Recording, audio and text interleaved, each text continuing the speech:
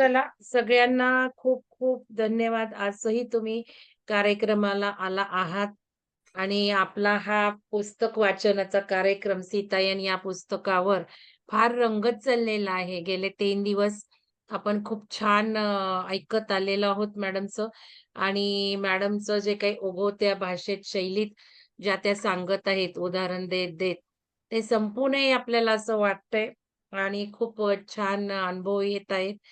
साधकांना जे ऐकतायत, श्रवण करतायत त्यांनाही अनुभव येत आहेत आणि आम्हालाही दोघींना खूप अनुभव येत आहेत. कारण पुस्तकही तसं आहे आणि आपण एकत्र येण्याने, ऑनलाईन बसण्याने जेवढी आपल्याला ऊर्जा मिळते, तेवढं रेकॉर्डिंग ऐकून मिळत नाही. रेकॉर्डिंग जर ऐकलं तर 5-10% फायदा होतो. पण इथे जर या वेळेत एकत्र आलो, तर नक्कीच खूप फायदा होणार आहे. त्यामुळे मी सगळ्यांना अशी विनंती करेल, की रेकॉर्डिंगवर जाऊ नका. इथे या, एकत्र ग्रुप एनर्जी फील करा आणि जी काही ऊर्जा मॅडमना वरून फ्लो होत आहे, ती आपल्यापर्यंत जर लाभ घ्यायचा असेल त्या ऊर्जेचा, तर आत्ता या क्षणाला आपण मीटिंगमध्ये एकत्र असणं गरजेचं आहे. आणि हे फायदे रेकॉर्डिंगनी होत नाहीत. तर कृपया तुम्ही रोज न चुकता अटेंड करावा. आता मॅडमना मी अशी विनंती करतेय, की मॅडम तुम्ही करायला सुरुवात करावी तुमचं विश्लेषण. तर तुम्हाला मी को-होस्ट केलेलं आहे. तुम्ही करू शकता.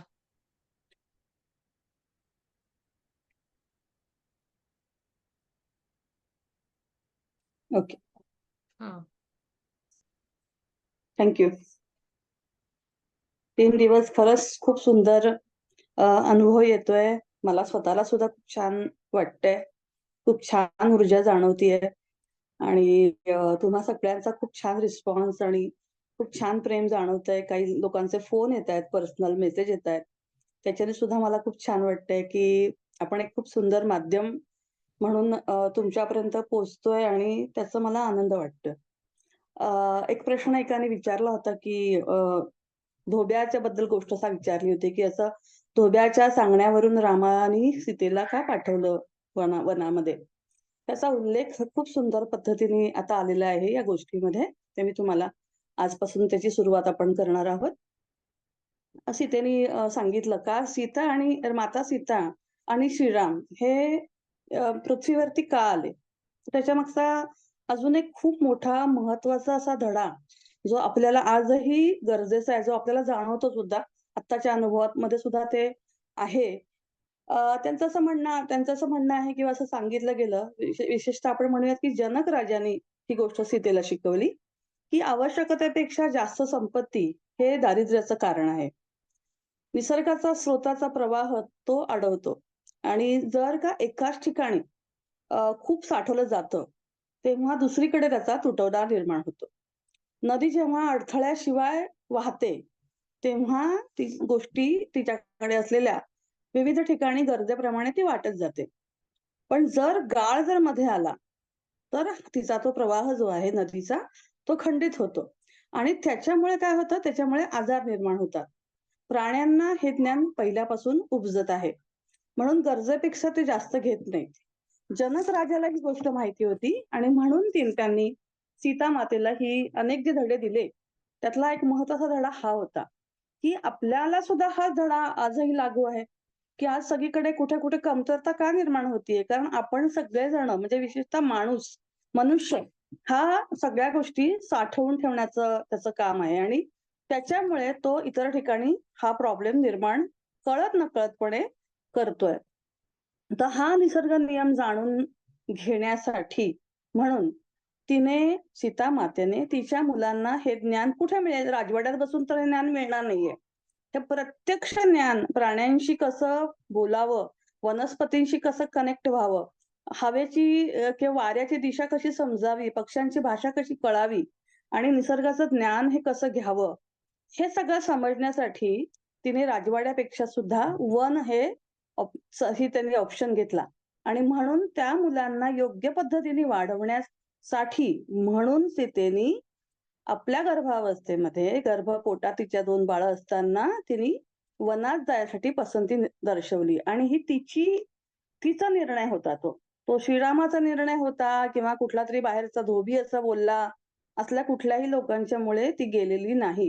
हे मध्ये कुणाकडून तरी आलेलं इंटरप्रिटेशन आहे आणि मग ते कंटिन्यू झालेलं आहे. तेव्हा आपण कुठलीही गोष्ट जेव्हा विचार करतो किंवा बोलतो किंवा कमेंट करतो, तेव्हा आपल्याला जर आतून वाटलं की नाही हे काहीतरी विपरीत वाटतंय, तर ओरिजिनल सोर्सकडे जायचं. म्हणजे ओरिजिनल सोर्स म्हणजे वाल्मिकी रामायण असेल किंवा तुलसीदासांचं रामचरितमानस असेल, या ठिकाणी या सगळ्या गोष्टी धोबियाची गोष्ट तिथे नाहीये. तेव्हा आपण हे आता समजणं गरजेचं आहे. कारण आपण हे एक्सेप्ट करतो, तेव्हा ते कुठे दुसरीकडे पण बोलतो आणि आपण पण त्या साखळीचा एक भाग बनतो, की ही गोष्ट आपण पुढे-पुढे नेतो. तर अशा रीतीने हिने ते ठरवलं, की ही ज्ञानसाधना जर माझ्या मुलांकडून जर मला करून घ्यायची असेल, तर मी त्यांना आश्रमात घेऊन जाईल आणि म्हणून तिने ते स्वीकारलं आणि तिची ती निवड होती. तिच्या मर्जीनुसार अरण्यातल्या लोकांसाठी, अरण्यातला अभ्यास करण्यासाठी, तिथले आश्रम वाचवण्यासाठी, आश्रमातली जी साधना आहे ती करवून घेण्यासाठी आणि आश्रमातलं ज्ञान, वेदांचं ज्ञान हे मुलांना योग्य पद्धतीने देण्यासाठी म्हणून सीतानी वनात जाण्यासाठी पसंती केली. आता काल आपण अजून एका स्टोरीपर्यंत आलो होतो, गोष्टीपर्यंत. ते म्हणजे मायाबद्दलची गोष्ट. जी शूर्पणखा जी होती ती माया नावाने पूर्ण अरण्यामध्ये फिरत होती आणि तरुण ऋषींना नादी लागून ती त्यांना मोहात पाडायची आणि नंतर त्यांना त्यांचा मृत्यू व्हायचा की त्यांना सोडून द्यायची. त्याच्यामुळे ती निराशेने आत्महत्या करत किंवा स्वतःचं आयुष्य संपवत. तर अशी ही माया एक दिवस सीतेला आणि श्रीरामाला आणि लक्ष्मणाला सुद्धा आपल्या घराजवळ एक सुंदर सुगंध, अतिशय वेगळ्या प्रकारचा उग्र असा सुगंध यायला लागला आणि असं जाणवलं, की हा कोणीतरी येतंय किंवा कुठल्यातरी उग्र फुलांचा हा वास आहे काय? आणि तेव्हा सीतेला हे लक्षात आलं, की ही दुसरी कुठची कोणी नसून ती ती माया आहे, जिच्याविषयी आपण 2-3 दिवसापूर्वी एका मुलीकडून ऐकलेलं होतं. आणि अशा वेळेला ते मायानी त्यांच्या दारामध्ये पाऊल टाकलं आणि तिने सांगितलं, की "इथे 2 संन्यासी राहतात असं मला कळालं आणि म्हणून मी त्यांना आपल्या हाताने जेवण बनवून घेऊन आलेली आहे." आणि हे पाहता क्षणी श्रीरामांनी सीतेला पुढे केलं आणि तिची ओळख करून दिली, की ही माझी पत्नी आहे. तिच्याकडे बघून सुरुवातीला त्यांनी ओळख करून द्यायच्या आधी मायाला असं वाटलं, की ही कोणी नोकर आहे तुमच्याकडे. म्हणून तिने तिच्याकडे अतिशय वेगळ्या नजरेने पाहिलं, की कोणी नोकर ठेवली का तुम्ही? मला वाटलं, की फक्त 2 तरुण मुलंच आहेत इथे. पण जेव्हा तिला कळालं, की ही श्रीरामांची पत्नी आहे, तेव्हा तिचा चेहरा अतिशय पडला आणि मग तिने सांगितलं, की "ठीक आहे, हरकत नाही. मी तुमच्यासाठी जेवण आणलेलं आहे. ते आपण सगळे मिळून जेवूयात." आणि त्यावेळेला सीतामातेने ते जेवण घेतलं. अर्थात त्यावेळी त्यांचा स्वयंपाक झालेला होता आणि तिला असं वाटलं, की हे जेवण ह्या लोकांना, आपल्या घरातल्या लोकांना जेवण द्यायला नाही पाहिजे. म्हणून तिने मागे जाऊन परसदारामध्ये ते जेवण झाडाखाली टाकून दिलं. आणि त्यानंतर तिने सगळ्यांना जेवायला वाढलं. अर्थातच त्यावेळेला दोघं जेवले. शूर्पणखा आणि माता अर्थातच जेवली नाही, कारण ती नंतर जेवणार होती. पण शूर्पणखाने अन्नाला हात लावला नाही, कारण की तिला असं वाटलं, की हे आपण दिलेलं जेवण आहे आणि तिला माहिती होतं, की या जेवणात नेमकं मी काय टाकलेलं आहे. पण जेवणानंतर सुद्धा या दोघांना काही झालं नाही. पाहताना तिला लक्षात आलं, की काहीतरी सीतेने गडबड केली आहे. आपण दिलेलं जेवण वाढलेलं नाही. आणि हे बघितल्यानंतर ती अतिशय चिडली. तिचा अन्नाचा काही परिणाम या लोकांवर झाला नाही. तेव्हा तिने मातेकडे पाहिलं आणि तिने सांगितलं, की "तू काहीतरी केलेलं आहेस. तुझ्यामुळे माझं मी दिलेलं अन्न तू वाढलं नाही. म्हणजे तू केवढा मोठा अपमान केलायस माझा सुद्धा आणि अन्नाचा सुद्धा अपमान केला." आणि त्वेषाने ती रागाने जाऊन तिने सीतेचा गळा पकडला. एवढ्या जोरात तो पकडला, की तिला तिच्यातून बाहेर पडता येईना. राम पण तिथे पोहोचेपर्यंत लक्ष्मणाने शेवटी आपल्या हातातला सुरा शूर्पणखेच्या अंगावर फेकला आणि तिचा चेहरा त्याच्यामुळे विद्रूप झाला.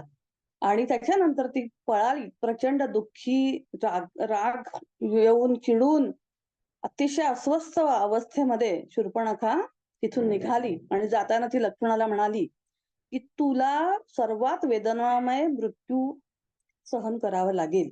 तुला खूप त्रास होणार आहे त्यावेळेला." आणि यावेळेला मात्र राम असा म्हणाला, की "हे कसं आता याच्यापुढे आपण हे रावणाला तोंड देण्याची आता वेळ आलेली आहे. कारण आता शूर्पणखा आपल्या दारापर्यंत पोहोचलेली आहे. त्याच्यापुढे काहीतरी करायला पाहिजे." दुसऱ्या दिवशी जेव्हा सीता माता आपल्या दाराच्या मागे गेली, घराच्या मागे गेली, परत दारामध्ये जिथं तिने ते शूर्पणखाने दिलेलं अन्न टाकलेलं होतं, त्या ठिकाणी तिने 3 पक्ष्यांना मेलेलं पाहिलं. आणि मग तिला असं त्याचं सुद्धा वाईट वाटलं, की अरे हे आपण अन्न टाकून दिलं नसतं, तर हे पक्षी सुद्धा मेले नसते. अर्थात आपण खाल्लं तर आपण पण जिवंत राहिलो नसतो. तेव्हा आता परिस्थिती बदलली होती. सीतेला जसं सांगितलं, की तिला वाऱ्यांची दिशा माहिती होती. तिला सगळं बदलतंय, हवेत काय बदलतंय, निसर्गात काय बदलतंय ह्याची जाणीव तिला होत होती. वाऱ्यांची दिशा बदलली होती. पक्ष्यांचे थवे आता दिशा त्यांचे बदलले होते. ते गोंधळले होते. अरण्यातले प्राणी जे बागेमध्ये यायचे ते आता येत नव्हते. आणि संपूर्ण प्रदेशामध्ये भीतीचं वातावरण निर्माण झालं होतं. आणि त्यावेळेला सीतेसमोर एक प्रतिमा तरळली आणि तिला असं स्वतःच्या स्वर्गीय अस्तित्वाची जाणीव झाली. त्या जाणीवेत तिला स्वतःची प्रतिमा दिसली ती नारायणीची. खूप प्रेम करणारी, नारायणावर प्रेम करणारी, महान कीर्ती असलेल्या भक्ताला सगळ्यांवर ती प्रेम करणारी अशी ती नारायणी, असे ते नारायण तिच्या डोळ्यासमोर आले. आणि त्याच वेळी तिला एक भक्त दिसला, की जो तिने त्याला धरायचा जरी प्रयत्न केला, तरी सुद्धा तो हळू खोल विवरात जाऊन पडत होता. आणि त्या भक्ताला आपण वाचवू शकलो नाही याची खंत त्यावेळेला तिला त्या क्षणी जाणवली. दुसऱ्या दिवशी तिला गोदावरी नदीने बोलावलं आणि त्या गोदावरी नदीशी तिचं बोलणं झालं आणि गोदावरी तिथून देवी आली आणि तिने सांगितलं, की "आता तुला जायलाच पाहिजेल आहे.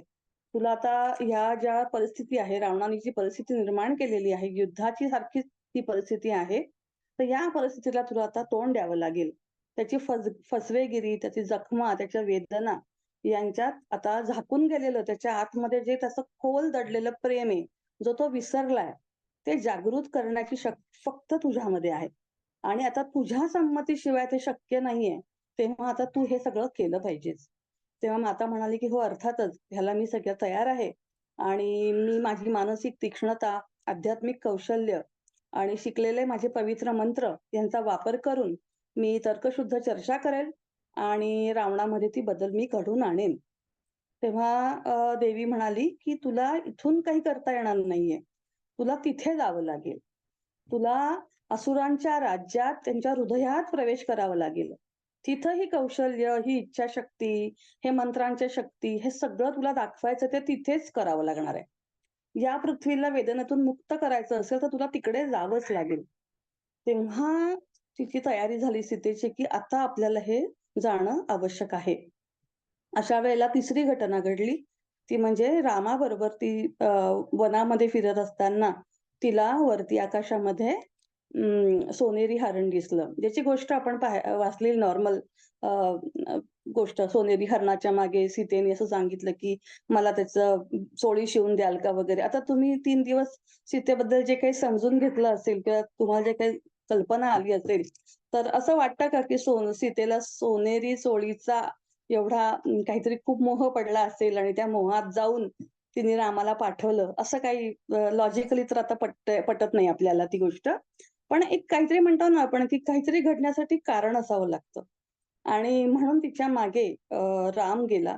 त्या हरणामागे राम गेला आणि त्याच्या मागे लक्ष्मण गेला.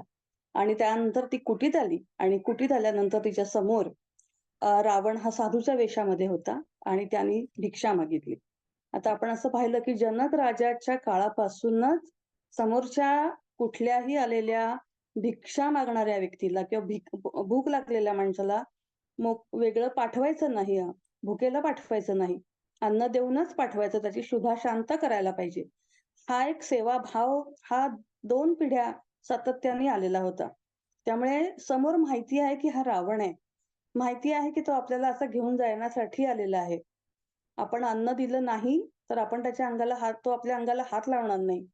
तरी सुद्धा हे सगळं माहिती असून सुद्धा सीतेने पाऊल उचललं आणि तिने आतून फळं आणली आणि ती पुढे करता क्षणी त्याने मातेला फसवलं आणि तो तिला धरून निघाला. त्याला वाटलं, की त्याने मातेला फसवलं, पण खरं तर तोच फसला होता. कारण की सापळ्यात तो अडकला होता आणि हा सापळा होता सीतामातेचा.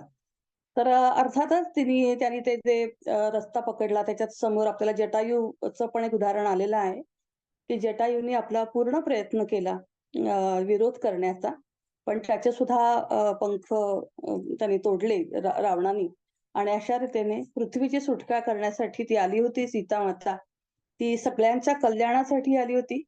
तेव्हा तिचा हा प्रवास किंवा हा अ, लंकेमधला प्रवेश हा तिचा खूप मोठा त्याग होता.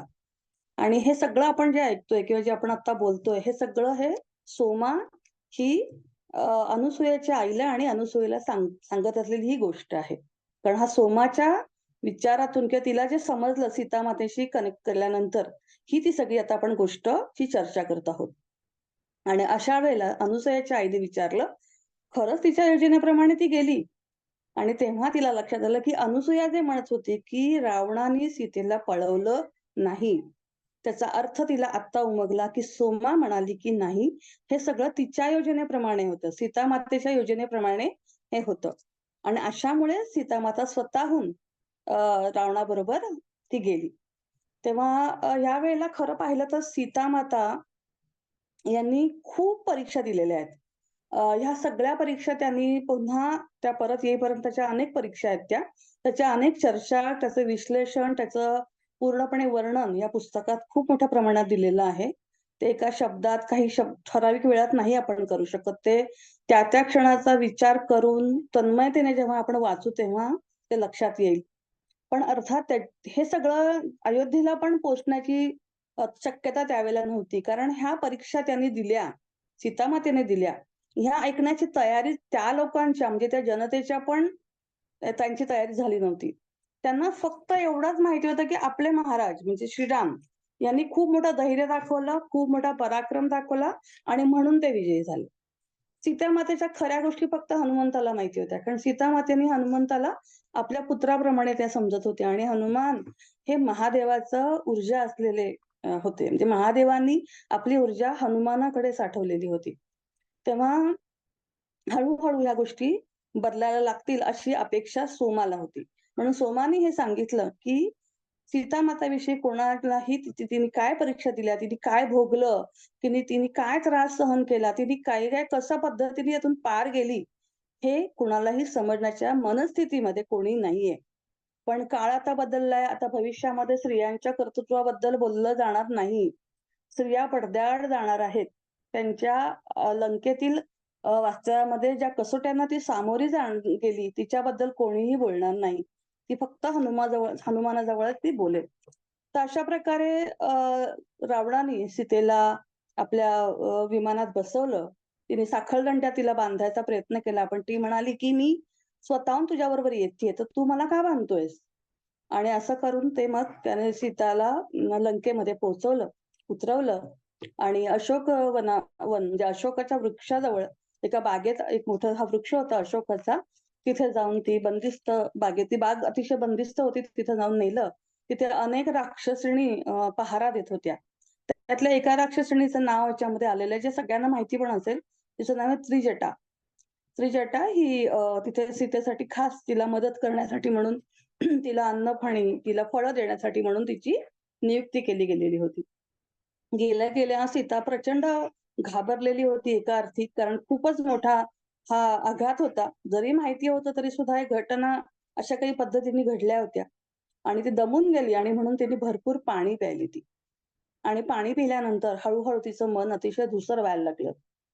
तिला असं वाटलं होतं, की श्रीरामांशी आपला संबंध आपण कुठलेही अंतर असलं तरी स्थापू शकतो. कारण हे तिने केलंय वारंवार. परंतु जेव्हा ती इथे आली तेव्हा तिला हळू तो संबंध नाही असं दिसायला लागलं. ती जप करायला लागली, ती धावा करायला लागली, पण तिला कुठेही श्रीरामांचं अस्तित्व जाणवत नव्हतं. त्यांचा प्रतिसाद तिला जाणवत नव्हता. आणि पुन्हा ती खूप घाबरली. राक्षसणीने तिला अन्न आणलं, पाणी आणलं आणि मग तिच्या लक्षात आलं, की हे पाणी जे मी पिलंय ते दूषित होतं.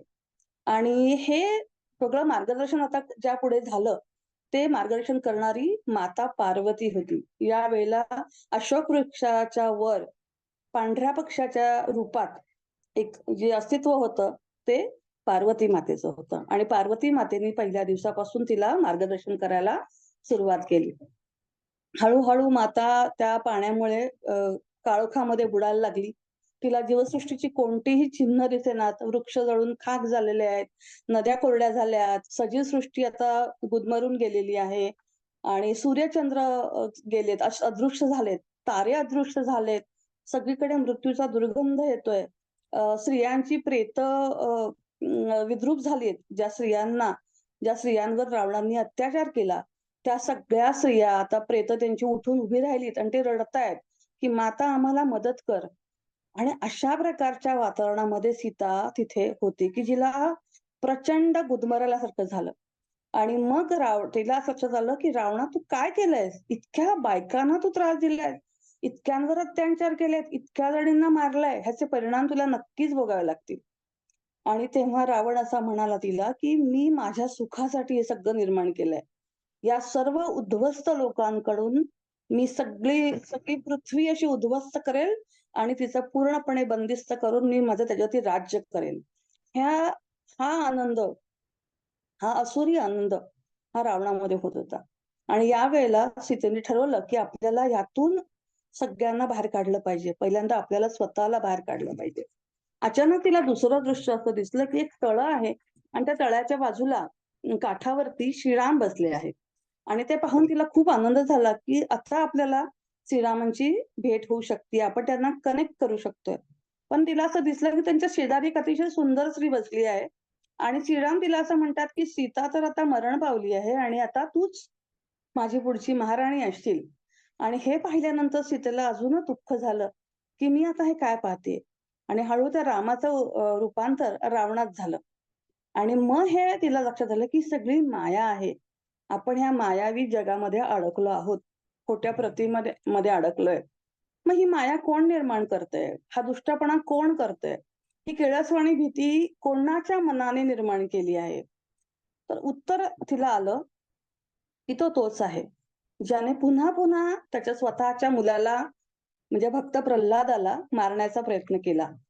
अ, या सर्व शक्यता त्याने निर्माण केल्या. हे विचार त्याने निर्माण केले.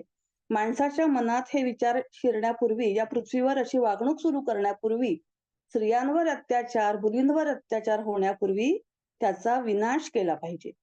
अशा प्रकारे रावण हा मानवजातीसाठी असा मार्ग आखत होता, जो संपूर्ण जीवसृष्टीचा विध्वंस करत होता. पूर्ण ती जीवसृष्टी संपेल असा प्रयत्न तो आपल्या शक्तीने करत होता.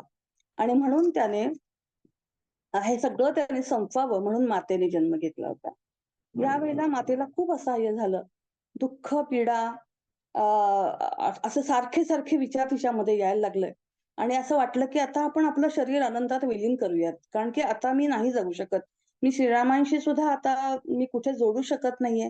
मला कुठे चांगलं काही दिसत नाहीये. पृथ्वी सगळी उद्ध्वस्त होत चालली आहे आणि सगळीकडे काळोख पसरलाय. कशातच काही नाहीये. आणि अशा वेळेला हे उत्तम आहे, की माझं शरीर सुद्धा अनंतात विलीन व्हायला पाहिजे. अशा वेळेला श्रीरामांचा तिला आवाज आला, की "मी तुझ्याबरोबर आहे. तू फक्त मलाच नाही तर संपूर्ण विश्वाला प्रेम देण्यासाठी आलेली आहेस." आणि जेव्हा तिला हा आवाज आला, तेव्हा पुन्हा तिला धैर्य आलं, शक्ती आली आणि मग तिने ठरवलं, की आपण पुन्हा ह्याच्यावरती काम करायचं. तर तेव्हा त्यांनी हा विचार केला, की हे सगळं वाईट चाललंय, ह्याच्यामागे शक्ती कोणाची आहे? ही कुरूपता कुठून आली? हे तीव्र वेदनेला कोणी जन्म दिला? हिरण्यकशिपूचा जसा आत्ता उल्लेख केला, तर हिरण्यकशिपू हा रावणाच्या आधीच्या जन्माचं नाव आहे, की ज्याने त्याचा मुलगा प्रल्हाद आणि प्रल्हादाला असं तिथे पाठवलं होतं, की त्याला पुन्हा आठवण यावी, नारायणाची आठवण व्हावी हिरण्यकशिपूला. म्हणून ते पाठवलं होतं. परंतु तरी सुद्धा हिरण्यकशिपूमध्ये नारायणाबद्दल इतका राग, इतका चीड, इतका संताप होता, इतका आक्रोश होता, की त्यांनी प्रल्हादाला सुद्धा मारून टाकण्याचा प्रयत्न केला. आणि आता तो मातेचं नीतिधैर्य खच्ची करण्यासाठी अशी वेगवेगळी मायावी रूपं, मायावी चित्र अशा गोष्टी तो तयार करतो आहे. तो उभं करतोय, की ज्याच्याने तिचं मन खच्ची होईल, ती घाबरेल आणि मग तिचा विश्वास रामावरचा निघून जाईल आणि मग तिला आपण पुन्हा एकदा आपलीच राणी करू, असा विचाराने रावणाने हा डाव साधला होता. ह्याची गोष्ट असा एक उल्लेख झालाय, की हा रावण कोण होता खरोखर? ह्याच्या मागची गोष्ट काय? तो कसा काय रावण झाला? तो हिरण्यकशिपू म्हणून कसा काय जन्माला आला? तर ह्याच्या मागचं भूतकाळाचा विचार केला, तर सीतेला जे समोर दिसलं, की हा कोण होता? तर अनेक युगांपूर्वी नारायणी स्वरूपामध्ये जेव्हा सीतामाता वैकुंठात होत्या, नारायण आणि नारायणी, तेव्हा त्यांना ब्रह्मदेवाचे जे 4 मानस पुत्र होते ऋषिकुमार, ते त्यांना भेटायला आले होते. तर त्यावेळेला नारायण आणि नारायणीचा वैकुंठातला द्वारपाल जो होता, त्याचं नाव होतं जय. आणि तो जयनी त्यावेळेला त्या 4 कुमारांना पुन्हा परत पाठवलं. म्हणजे नारायणांना भेटल्याशिवाय परत पाठवलं. आणि कारण की त्याला त्यांच्याविषयी खूप मत्सर वाटत होता. आणि त्यामुळे तो सतत त्यांना ते कसे भेटून येईल याचा ते प्रयत्न करत होता. तेव्हा तरी सुद्धा नारायणांना मात्र ही गोष्ट कळालीच होती आणि म्हणून ते नंतर त्याला जाऊन त्या चौघांना जाऊन ते भेटले आणि ते चौघं गेल्यानंतर त्या दोघांनी जयचा शोध घेतला. जो लपला होता. कारण त्याला कळलं, की ह्यांना कळालेलं आहे, की आपण काय केलंय. तेव्हा ते असं म्हणाले, की "जय, तुझ्यामध्ये अहंकार आणि मत्सर याची बीजं मूळ धरायला लागलेली आहेत. पण ती आत्ताच विरघळून जायला पाहिजेत. आणि ही विरघळून जाण्यासाठी तू तातडीने ध्यान करायला बस." पहा ध्यानाचा काय-काय गोष्टी परवा मी उल्लेख केला होता, की ध्यानाने आपले अनेक आर-एन-ए आणि डी-एन-ए पॅटर्न्स क्लिअर होतात. तर हे ध्यानाचं एक खूप-खूप महत्त्व हा भाग आहे. तर ध्यान म्हणून करायचंय, की नको असलेल्या अनेक गोष्टी आपण काढून टाकण्याचं ध्यान हे खूप मोठं साधन आहे, असं मी म्हणेन. पण म्हणून ती विरघळून जातील म्हणून तू ध्यान कर.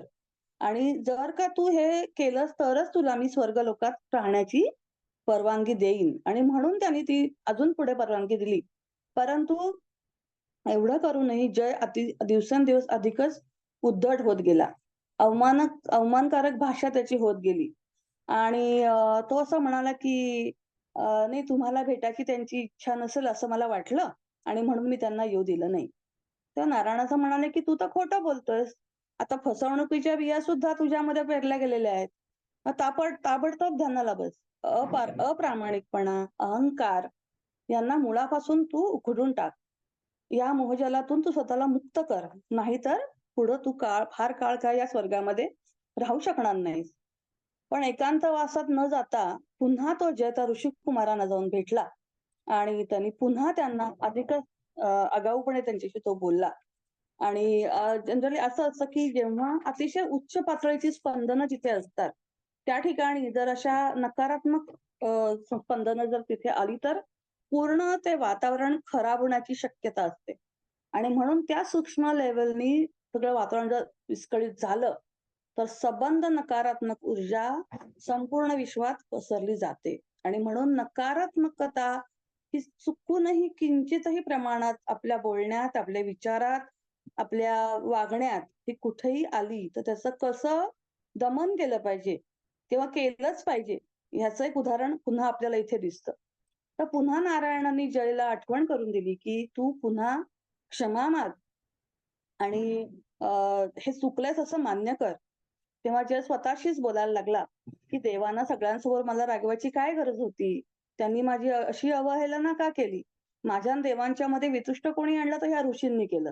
यांनाच मी चांगला धडा शिकवतो." आणि मग तो एक-एक कारस्थानं त्यांच्याविरुद्ध करायला त्यांनी सुरुवात केली. अशा वेळेतच एक दिवस त्याच्यासमोर एक स्वर्गीय स्त्री, ऋषी अशी जात होती फळांची पाटी घेऊन आणि ते पाहिल्यानंतर त्याच्या मनामध्ये कामवासना निर्माण झाली. आणि ज्या क्षणी ती कामवासना निर्माण झाली, त्या क्षणी तिथे नारायणी प्रकट झाल्या आणि त्या म्हणाल्या, की "तुझ्या अभिलाषेला आता इथे जागा नाही. तू सगळीकडे नकारात्मक ऊर्जा किंवा रोवतो आहेस. तर ताबडतोब जर तू ध्यानाला गेला नाहीस, तर तुला या जगातून तातडीने जावं लागेल." ऋषींनी त्या दरम्यान त्यांच्यापर्यंत सगळ्या गोष्टी पोहोचल्या होत्या, तेव्हा त्यांनी तातडीने त्याला शाप दिला, की "तुला आता ज्या स्त्रीला तीनही लोकात सन्मान मिळतो, अशा ऋषी स्त्रीचा तू अपमान केलेला आहेस. तर तुझ्या भावना ह्या मानवी जगात अधिक योग्य आहेत. तेव्हा तुझ्या भावना ह्या अशा जर बदलत नसतील आणि तू नारायण आणि नारायणींनी वारंवार सांगून सुद्धा तू ध्यान करत नसशील, तर तुला शाप आहे, की तू 7 वेळा ऐहिक जगात जन्म घेशील आणि तिथे तुला आपल्या या नकारात्मक भावनांची बीजं किरडून टाकावी लागतील. सावध हो, कारण हे हजारो पटीने वाढतील. स्वतःला शुद्ध नाही केलं, तर देवच तुला शेवटी मुक्त करू शकतील. आणि त्या क्षणी तिथे नारायण प्रकट झाले. त्यांनी सांगितलं, की "तुला किती वेळा समजावलं. नारायणाने पण तुला समजावलं. पण आता ऋषीने दिलेला शाप आहे, तो परत घेतला जाणार नाही. त्यात आम्ही काही करू शकत नाही." त्यांनी खूप गयावया केली आणि मग शेवटी त्यांनी सांगितलं, की "ऋषींचा शाप आपण परत तर नाही घेऊ शकत, पण त्याच्यात सुधारणा करू." आणि सुधारणा म्हणजे 7च्या ऐवजी यापुढे जयला 3 जन्म हे घ्यावेच लागतील पृथ्वीवरती. कारण राग, अहंकार, कामवासना यातून तुला मुक्त करावं लागेल स्वतःला, तेव्हाच तू इथे परत येऊ शकशील. तर हे सीतेला आठवलं आणि तिने रावणाला हे आठवायला लावलं, की "तू हे आठव, की तू आधी किती चांगला होतास. तुझ्यामध्ये प्रेम होतं, तीव्र इच्छा होतं, याचं गाणं तू गायचास आणि हे सगळं तू आता विसरलायस आणि तू काय होऊन इथे आलेला आहेस." तर हा पहिला जन्म हा हिरण्यकश्यपू म्हणून जयचा झालेला, ज्यात पुन्हा शेवटी म्हणतो ना आपण, की ज्याची चूक खरं देवांना त्यांनी अपमान केला, देवांना त्रास दिला आणि शेवटी देवांनीच त्याला पुन्हा त्यातून बाहेर काढण्यासाठी देवांनी स्वतः जन्म घेतला. जो विष्णूचा 8 अवतारामध्ये 9 अवतारामध्ये जो जन्म आहे नरसिंहाचा, तो आपल्याला पहिला दिसतो इथे. आणि दुसरा अवतार जो झाला, हा रावणाच्या वेळेला त्यांनी रामाचा अवतार घेतला. म्हणजे प्रेमाची परिसीमा काय असेल, की ज्यांच्याबद्दल चूक केली, ज्यांची कागाळी केली, ज्यांना त्रास दिला, त्यांनीच परत येऊन तुम्हाला सांभाळलंय. हेच ते देव. म्हणजे देवाची असलेला एक सद्गुण. म्हणजे आपण देव आहोत म्हणजे काय? तर देव म्हणजे काय डोक्यावरती मुकुट, हातामध्ये भाले, तलवारी, चक्र, गदा असं नव्हे. तर देव म्हणजे त्यांच्यात असलेले जे गुण आहेत, ते गुण जेव्हा तुम्ही अंगीकारता, तेव्हा तुम्ही देव बनता. तर ह्या देवांच्या ह्या गोष्टी, हे गुण हे आपल्याला समजणं म्हणजे मला जास्त अपील झालं ते असं. तर हे सगळं बघत असताना सीतामाचं अन्न-पाणी तिने सोडलं होतं आणि तिला वारंवार पार्वती माता मदत करत होत्या. त्यांची काळजी घेत होत्या आणि आता पार्वती मातेने सांगितलं, की "तू अन्न घ्यायचं नाही." पण तिला सीतामातेला ती अमृताचा पुरवठा करत होती. त्या अमृताच्या पुरवठ्यातूनच सीता ध्यान करणं आणि त्याच्यावरच ती फक्त जगत होती. आणि अशा वेळेला आपल्याला काल जे लोकं पिरॅमिडला आले होते, सुदर्शन पिरॅमिडला, तेव्हा शृंगारपुरे सरांनी अन्नाबद्दलचं सांगितलं होतं, की निगेटिव्ह एनर्जी आणि पॉझिटिव्ह एनर्जीमध्ये त्याच्यात कसा परिणाम करायचा. कारण की शेतकरी अन्न बनवतो म्हणजे पीक बनवतो, पीक पिकवतो. ते आपल्यापर्यंत येईपर्यंत हजारो लोकं मध्ये असतात. या हजारो लोकांच्या मध्ये शेवटचं कळीमध्ये आपली स्वतःची जी अन्न बनवते, जी गृहिणी, आपण 100% नाही सांगू शकत, की अन्न बनवताना मी 100% पॉझिटिव्हच विचार करत होते. माझ्या मनात तसूभर सुद्धा निगेटिव्ह विचार आला नाही, असं आपण म्हणू शकत नाही. जेवताना सुद्धा, जेवण वाढताना सुद्धा आपण म्हणू शकत नाही, की माझ्या मनात राग नाही आला किंवा कुणाचा तरी दोष निघत नाही मनात किंवा काहीतरी जुनं आठवलं, असं म्हणू शकत नाही. सो मग हे जे अन्न हळू निगेटिव्ह किंवा नकारात्मक होतं, म्हणजे त्यातली ऊर्जा नकारात्मक होते आणि जेव्हा आपण ते खातो, जो खाणारा खातो, त्याचं पण शरीर तसं व्हायला लागतं. आणि म्हणून हे अन्न हे पुन्हा सकारात्मक पॉझिटिव्ह एनर्जीनी कसं बदलायचं हे मंगल मॅडमनी आपला एक व्हिडिओ ग्रुपवर टाकलेला आहे. तो नक्की पहा आणि तसं इम्प्लिमेंट पण करा. कारण पहा आपण एक उदाहरण बघितलं, की सीतामातेने फक्त पाणी पिलं आणि तिच्या डोळ्यासमोर काय-काय गोष्टी आल्या. तिने काय-काय अनुभवलं ते सगळं, जे सगळं नकारात्मक होतं. नारायणी प्रत्यक्ष असताना तिच्यावर जर हा परिणाम होऊ शकत असेल, तर आपण अतिशय साधी माणसं आहोत. आपल्यावरती काय परिणाम होत असतील.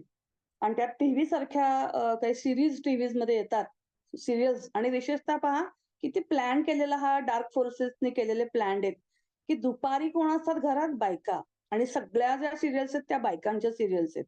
आणि या सगळ्या बायकांच्या सीरियल्समध्ये सासू, सून त्यांच्या कुरघोडी आणि कसं तिला त्रास देता येईल आणि कसं तिचा अपमान केला जाईल आणि तिचा कसा छळ केला जाईल. ह्या एकमेव स्टोरीज फक्त व्हेरिएशन्स आहेत डिटेलिंगमध्ये. बाकी सगळीकडे सेम स्टोरीज आहेत. पण एकही अशा मी पाहिल्या नाही सीरियल, की एखादी स्त्रीनी विरोधी परिस्थितीत जाऊन आपलं करियर घडवलंय किंवा अतिशय सुंदर ती एक साध्या सामान्य घरातली मुलगी आय-ए-एस ऑफिसर कशी बनली, आय-पी-एस ऑफिसर कशी बनली, अशी जागृत उदाहरणं आपल्याकडे आसपास खूप आहेत. पण त्यांच्या आयुष्यावरती कोणी सीरियल बनवत नाही. सीरियल कसल्या बनतात? फक्त हिने काय केलं आणि तिने काय आणि पुरुषांना फार कमी व्हावेत सीरियलमध्ये या. बायकांना जास्त व्हावेत आणि हे सगळं पूर्णपणे घरी बसलेल्या ज्या स्त्रिया आहेत, ज्यांना दिवसभर त्या सो कॉल्ड त्यांना वेळ मोकळा असतो, त्या बायकांच्या मनावर परिणाम करणाऱ्या ह्या सगळ्या सीरियल्स आहेत. की बायका स्वयंपाक करताना सुद्धा विचार करतात, की आता तिचं काय झालं असेल? तिने सासूला आता काय उत्तर दिलं असेल? म्हणजे आपण व्हर्चुअल जगातच खूप असतो. हा पूर्ण किती प्लॅन्ड केलेला भाग आहे. म्हणजे हे मी अतिशयोक्ती नाही करत आहे.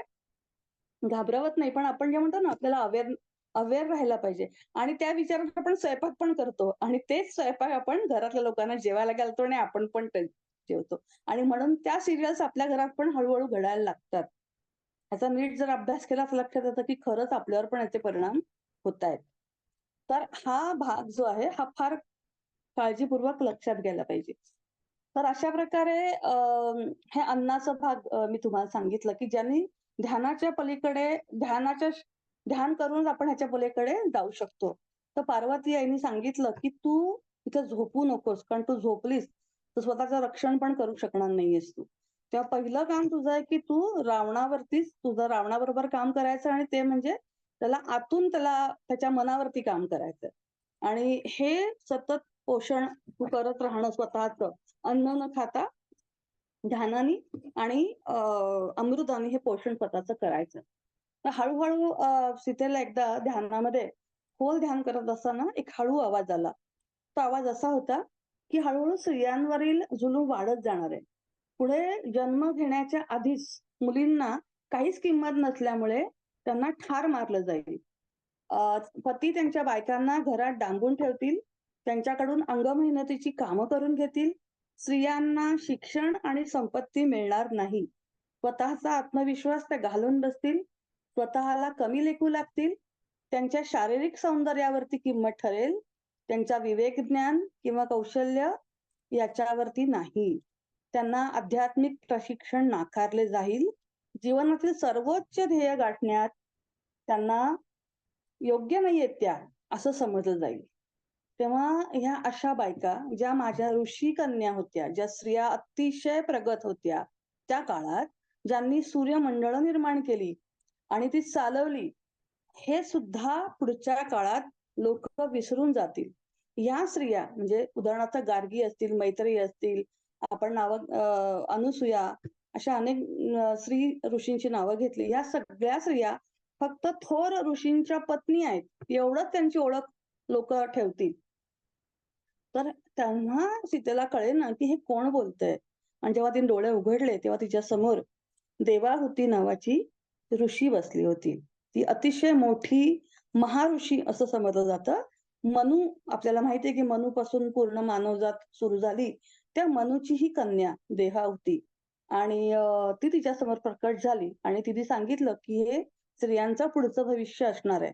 स्त्रिया अशा होणार आहेत. परंतु स्त्रियांना परत त्यांचं ज्ञान मिळेल, त्यांना परत आणता येईल. पण त्यासाठी आपल्याला हे सगळं काम आत्तापासून त्याच्या बिया पेरणं गरजेचं आहे.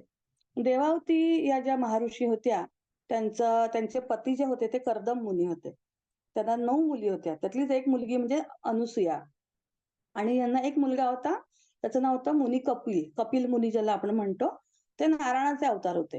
ह्या दोघांच्याबद्दल किंवा देवावनी आणि कर्दम मुनी यांच्या आणि ह्यांच्याबद्दल आणि ह्यांच्या मुलींबद्दलच्या खूप गोष्टी याच्यामध्ये दिलेल्या आहेत. गोष्टीतून गोष्टी अशा खूप निर्माण झालेल्या आहेत. ह्याच्यामध्ये एक गोष्ट अशी आहे ज्याचा मी फार डिटेल उल्लेख करणार नाहीये आता. परंतु ह्याच्यातच एक अशी गोष्ट की ज्या गोष्टीमुळे एका शाप देण्यामुळे राम आणि सीता काही काळासाठी जे वेगळे झाले, त्या एका शापामुळे वेगळे झालेले आहेत. ह्याच्यामध्ये आपल्याला ते सापडतं. तर रेहावती ही अयोध्येमध्ये मग त्यावेळेला ती समोर बसली होती. अयोध्येत नाही श्रीलंकेत आणि मग तिने सीतेला सांगितलं, की "चल तुला मी एके ठिकाणी घेऊन जाते. डोळे मिट." आणि तेव्हा तिने सीतेला हवेतून ती अयोध्येला घेऊन गेली. अयोध्येला अशा ठिकाणी जिथे शरयू नदी वाहत होती आणि शरयू नदीच्या बाजूला जे आपण मागे बोललो, की सकाळी पहाटे अतिशय सुंदर गाणी म्हणत असलेल्या त्या स्त्रिया सीतेला दिसल्या. ज्या सीतेसाठी गाणी म्हणत होत्या, सीतेसाठी प्रार्थना करत होत्या.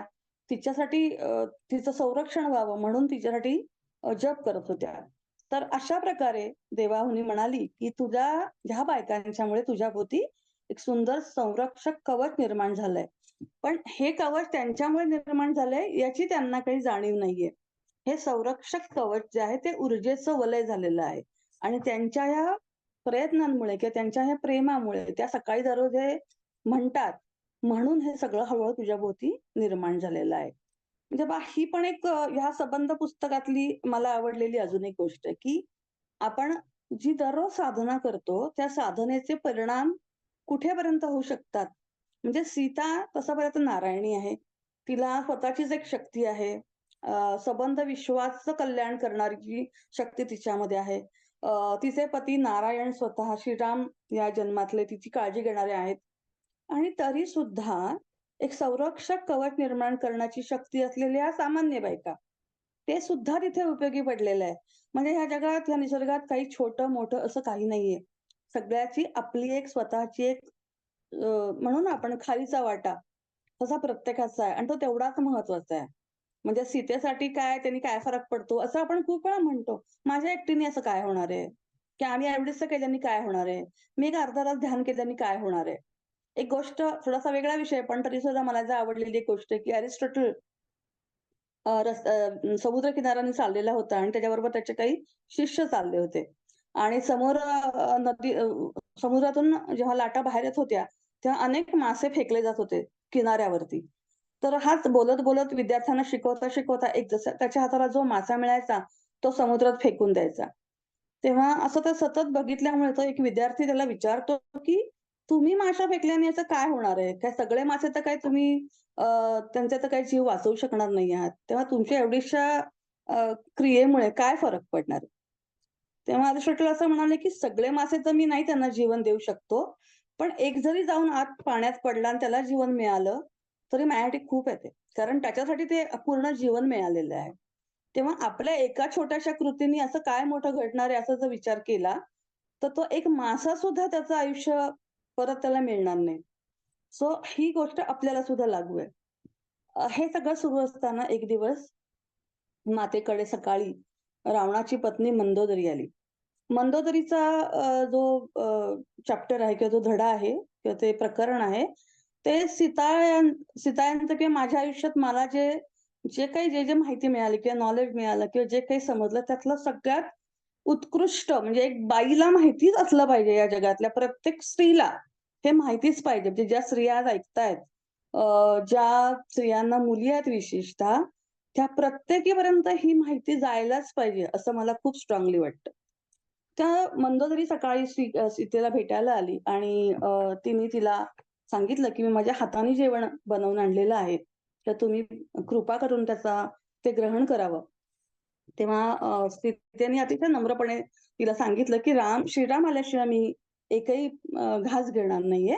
पण तुझं प्रेम आणि तुझी विनम्रता आणि तुझी भावना लक्षात घेऊन मी तुला एवढं वचन देऊ शकते, की मी पहिलं अन्न जेव्हा घेईन तेव्हा तुझ्या हातचंच अन्न घेईन. तेव्हा मग मंदोदरी तिला म्हणाली, की "मी तुझ्यासाठी काय करू शकते?" तेव्हा सीतेने एक अतिशय सुंदर उत्तर दिलं. ती म्हणाली, की "तू स्वतःशी सलोखा कर." हे वाक्य खूप साधं आहे. तू स्वतःशी सलोखा कर. तुझा स्वतःशी सलोखा कर. सुरुवातीला मंदोदरीला हे कळलं नाही. काही वेळाने ती निघून गेली. नंतर तिला काही दिवसानंतर एक स्वप्न पडलं. स्वप्न असं पडलं, की तरुण असताना तिला असं दिसलं, म्हणजे खरोखरच घडलेली गोष्ट, की तरुण असताना तिला रावणाने लग्नाची मागणी घातली होती. पण अर्थातच तिच्या आई-वडिलांनी त्याला नकार दिला. आणि नकार दिल्यानंतर रावणाने अर्थातच तिचं अपहरण केलं. अपहरण केलं, ती घाबरली. प्रचंड भीतीमध्ये ती त्याच्याबरोबर राहिली आणि नंतर मग शेवटी ती त्याला शरण गेली. तिला पर्यायच नव्हता शरण गेल्याशिवाय आणि मग शेवटी तिने त्याच्याशी लग्न केलं. मग लग्न केल्यानंतरही ती भीती हळू तिची गेली आणि त्या भीतीचं रूपांतर प्रेमात आणि भक्तीमध्ये झालं. तो तिच्या जीवनाचा तो केंद्र बनला. तिनं हे सर्व कृती आणि विचार त्याचे चांगलं होण्यासाठी किंवा चांगल्यातल्या चांगल्या गोष्टी नवऱ्याला द्याव्यात, या विचाराने तिने सगळं त्याला अर्पण केलं आणि स्वतःच्या गरजांचा तिने विचार केला नाही. तो तिचा देव बनला. रावण हा मंदोदरीचा देव बनला. तेव्हा हे स्वप्न तिला पुन्हा पाहिलं, तिला सगळं ते आठवलं आणि ती पुन्हा सीतेला भेटायला आली आणि मग ती म्हणाली, की "हे सगळं काय? मी काय करू शकते? आता मला काही समजत नाहीये." तेव्हा सीतेने तिला खूप छान उत्तर दिलं. ती म्हणाली, की "अ, रावणाने तुझं अपहरण केलं आणि तुझ्याशी लग्न केलं. रावणाने अनेक स्त्रियांचं अपहरण केलं, पण प्रत्येकीशी लग्न केलं का? नाही केलं." म्हणजे ही वृत्ती जी आहे, ती समाजासाठी किती घातक आहे. म्हणजे हा किती वाईट पायंडा त्यांनी पाडलाय, की स्त्रिया मला सुख पाहिजेल आहे त्या स्त्रीला आणायचं, तिचं अपहरण करायचं, आपली शक्ती वापरायची आणि तिचा आनंद तिच्याकडून घ्यायचा, तिला वापरायचं वस्तूसारखं आणि तिला फेकून द्यायचं. तर हे तुला योग्य वाटतं का? तर मंदोदरी अतिशय हताश होऊन तिला म्हणाली, की "मी भूतकाळात असं काय केलंय, की मला त्याच्याबद्दल आपुलकी वाटू लागली आहे. सर्व जगात आवश्यकता निर्माण करण्याचा आजच्या म्हणजे अस्वस्थता निर्माण करणारा हा जो रावण आहे, जो भीती दाखवतो, जो अत्याचार करतो, ह्याला मी एवढं का वाहून घेतलं? असा माझ्याकडून काय घडलंय, की मी त्याला हे सगळं देतीये?" तेव्हा सीतेने सांगितलं, "तुझ्या भूतकाळामध्ये म्हणजे तुझ्या मागच्या जन्मामध्ये तू अतिशय सुंदर अशी मुलगी होतीस आणि तुला योग्य वर शोधण्यासाठी तुझ्या आई-वडिलांनी खूप प्रयत्न केले. परंतु तुझ्यासाठी योग्य असा वर त्यांना कधी मिळाला नाही आणि म्हणून तू शेवटपर्यंत अविवाहित राहिली. हळू-हळू तुझ्या मनामध्ये अशा भावना निर्माण झाल्या, की आपण ज्याला सर्वस्व अर्पण करू, भक्तिभावानं अर्पण करू, असा पती मला मिळाला पाहिजे. असे विचार, अशी तीव्र इच्छा तिच्यामध्ये मनामध्ये तयार व्हायला लागली. आणि मग तिने शपथ घेतली, की जर लग्न करू शकले, तर माझ्या पतीच्या गरजांपुढे स्वतःच्या गरजांचा त्याग करेन. हे वाक्य खूप महत्वाचं आहे. माझ्या पतीच्या गरजांच्या पुढे मी माझ्या गरजांचा त्याग करेल आणि आदर्श पत्नी बनेल. ही तीव्र इच्छा तिच्या मनात आयुष्यभर राहिली आणि जेव्हा ती मृत्यूशय्येवर होती, तेव्हा पुढच्या जन्मी असा पती जर मला मिळाला, तर मी सर्वस्वाचा त्याग करेल. असा विचार करत ती गेली. आपल्याला माहिती आहे, की मृत्यू पण आपण गीतेमध्ये पण वाचलंय किंवा अनेक ठिकाणी अशा गोष्टी वाचलेल्या आहेत, की अ, मृत्यू येताना तुम्ही जो विचार करता, जे विचार तुमच्या मनामध्ये असतात, ते विचार घेऊनच तुम्ही पुढे जात असता. पुढच्या जन्मात त्या विचारांचा खूप मोठा परिणाम आपल्याला पाहायला मिळतो आणि तसंच आयुष्य त्या कनेक्टेड, त्या रिलेटेड आपल्याला ते मिळतं. तेव्हा मातेने तिला असं उत्तर दिलं, की "तू हा सगळे असे विचार केलेस. मागच्या जन्मात तू असे विचार केले, मरेपर्यंत तू असे विचार केलेस. समाजाचं चांगलं होण्यापेक्षा किंवा तुझ्याकरता खरोखर काय चांगलं आहे, ह्याच्यापेक्षा तू तुझ्या इच्छेला जास्त महत्त्व दिलं. ती इच्छा कोणती होती? की मी शरण जाईल. मी माझ्या गरजा महत्त्वाच्या नाहीयेत. माझ्या नवऱ्याच्याच गरजा जास्त महत्त्वाच्या आहेत. विचार किती सूक्ष्म आहेत बघा. फरक किती सूक्ष्म आहे हा. आपण म्हणतो मग काय? नवरा माझा म्हणजे याच्यात मी कुठल्याही नवऱ्यांना वाईट बोलतीये किंवा त्यांचे अपमान करतीये किंवा नवरे वाईट आहेत असं कुठेही म्हणण्याचा याच्यामागे माझाही हे नाहीये हेतू आणि सीतामातेचा तर त्याहून नाही. पण मुद्दा हा अतिशय सूक्ष्म फरक आहे, की समाजाचं चांगलं होण्यापेक्षा किंवा म्हणजे असं नाही म्हणणे, की समाजाचं चांगलं होऊ दे किंवा माझे खरोखर माझ्यासाठी जे उत्तम आहे ते मला मिळावं, असं ती बोलली नाहीये. तर माझ्या इच्छेपेक्षा त्याची इच्छा. मग तो कसा का असेना, हे आपोआपच अध्यारूत झालं. ते बोलले नाही, पण मग तो मला कसाही असू देतो माणूस. पण त्याची गरजा मला महत्त्वाच्या वाटतात आणि त्याला मी शरणागत आहे. मग असं जेव्हा आपण बोलतो, युनिव्हर्समध्ये आपण काय बोलून काय अफर्मेशन टाकतो, हे फार शब्द महत्त्वाचे असतात. तुम्ही शिकला असाल मंगल मॅडमकडून. पण हे खूप खूप महत्त्वाचं आहे. म्हणून मी नेहमी म्हणते, की विचार करताना पण विचार करून करा. कारण ते विचार हे युनिव्हर्सला लॉजिक काय माहीत नसतं. वाईट कोण, चांगलं कोण, पापी कोण, पुण्य ह्याला काही फरक नाहीये. तुम्ही जो शब्द टाकता, तो मम म्हणून पुढे जातो आणि मग युनिव्हर्स त्याच्या पद्धतीने सगळी उत्तरं तुम्हाला देतो आणि तुम्हाला सांगतो, "तुम्हीच हे मागितलं होतं. मी तुम्हाला काय वाईट दिलं, वेगळं दिलं." सो मंदोदरी, प्रत्येकाची पहिली जबाबदारी आहे, की स्वतःचा आत्मसन्मान करणं. हे पुन्हा-पुन्हा सीता प्रत्येक स्त्रीला हेच सांगतीये, की पहिली जबाबदारी आहे आत्मसन्मान करणं. जो स्वतःच्या पतीच्या आधी येतो. स्त्री म्हणून आत्मसन्मान देऊ शकली नाहीस, तर तू आदर्श पत्नी कशी होशील? तुझ्या पतीसाठी तू धर्माचा त्याग केलास. हा मार्ग तुला वेदना आणि त्रास करण्याकरता घेऊन गेला. म्हणजे आदर्श पत्नी होण्याच्या नादामध्ये नवरा वाटेल तसा वागतोय. पण तरी मी त्याच्यावर प्रेमच करेन. त्याला मी शरणच जाईन. तो म्हणेल तसं वागू देत. मला काही हरकत नाही कारण मी आदर्श पत्नी आहे. पण ह्या विचारामुळे काय झालं? तर तिने फक्त वेदना आणि त्रासच सहन केला. आणि त्याच्यामुळे स्त्रियांना तो कसा वागवतोय हे तुला माहिती आहे. तरी तू शांत राहिलीस. त्याची हाव, त्याचा उद्धटपणा, त्याचा तिरस्कार पाहून सुद्धा तू त्याला विरोध करण्यासाठी काहीही केलं नाहीस. त्यानं तुला शरीराने कैद केलं आणि तुझं मनही कैद केलं. खरं पाहिलं तर मी कैदी नाहीये, तू कैदी आहेस, असं सीता माता मंदोदरीला म्हणाली. तर स्वातंत्र्य मनात असतं, शरीराने नसतं. ते स्वातंत्र्य तुझ्या मनात नाहीच आहे. त्यामुळे तू कैदी झालेली आहेस. अशा वेळेला मंदोदरीने तिला विचारलं, "मग मी एकटी काय करू शकते पण आता? मी तर किती अबला." जे हे बायकांचं पुन्हा दुसरं अस्त्र असतं. मी किती बिचारी, मी किती अबला, माझं कसं होणार? मला कोण मदत करू शकतं? मला काहीच काही करता येणार नाही. माझा नवरा असा, माझा नवरा तसा, माझी सासू तशी, माझा सासरा तसा, माझी मुलं अशी. हे सगळे स्वतःला फसवण्याची सगळी हत्यारे आहेत. मी अबला हे तर कधी कुठल्या स्त्रीने म्हणूच नाही, की मी अबला आहे. तर हे माझे स्वतःचे कमेंट्स आहेत. हे पुस्तकात नाहीये. तर मी काय करू? असं तिने जेव्हा प्रश्न विचारला, तेव्हा सीतेने विचारलं तिला, की "तू तू सुद्धा शक्तिमान नाहीयेस का? तुझ्यामध्ये शक्ती आहे. जर तू रावणाला सोडून गेलीस, तर काय होईल? तर रावणाचा 50% शक्ती कमी होईल. असं नाही का तुला वाटतं? तेव्हा तुला इथं खरोखर त्याच्याबरोबर प्रेम आहे म्हणून तू राहती आहेस, का तुला त्याच्याबरोबर भीती आहे म्हणून तू राहतीयेस? ह्याचा विचार तू कर.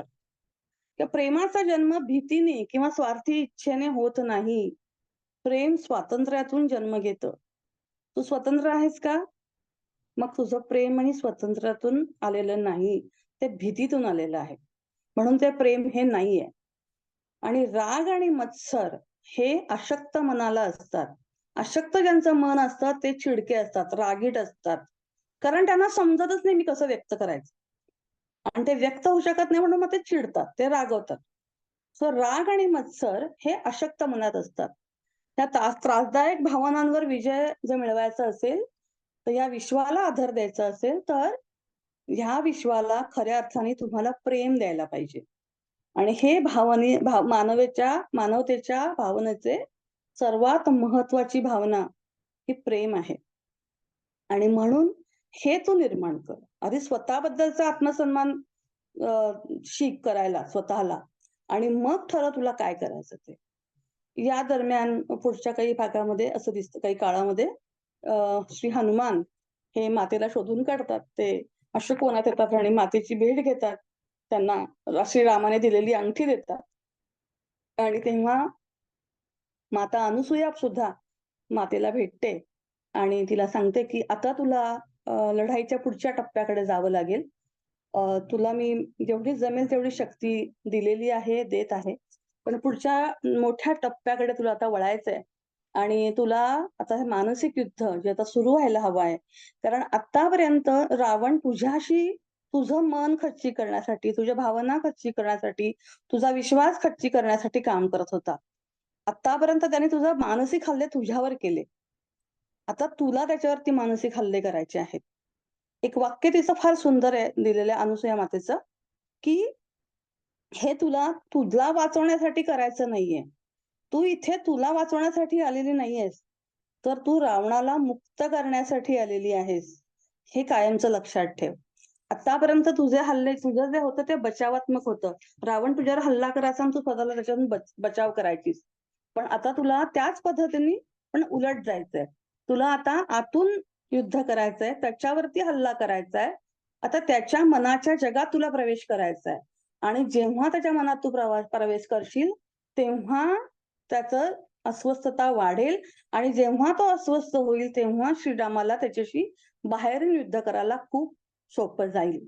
आणि अशा वेळेला तिने ते काम करायला सुरुवात केली आणि हळू-हळू रावणाच्या समोर रात्री झोपेमध्ये त्यांनी ज्या बायकांवर अत्याचार केले होते, ज्यांना पीडा दिली होती, ज्यांना त्रास दिला होता, ज्यांना पळवून आणलं होतं, त्या सगळ्या हळू त्याच्या डोळ्यासमोर यायला लागल्या.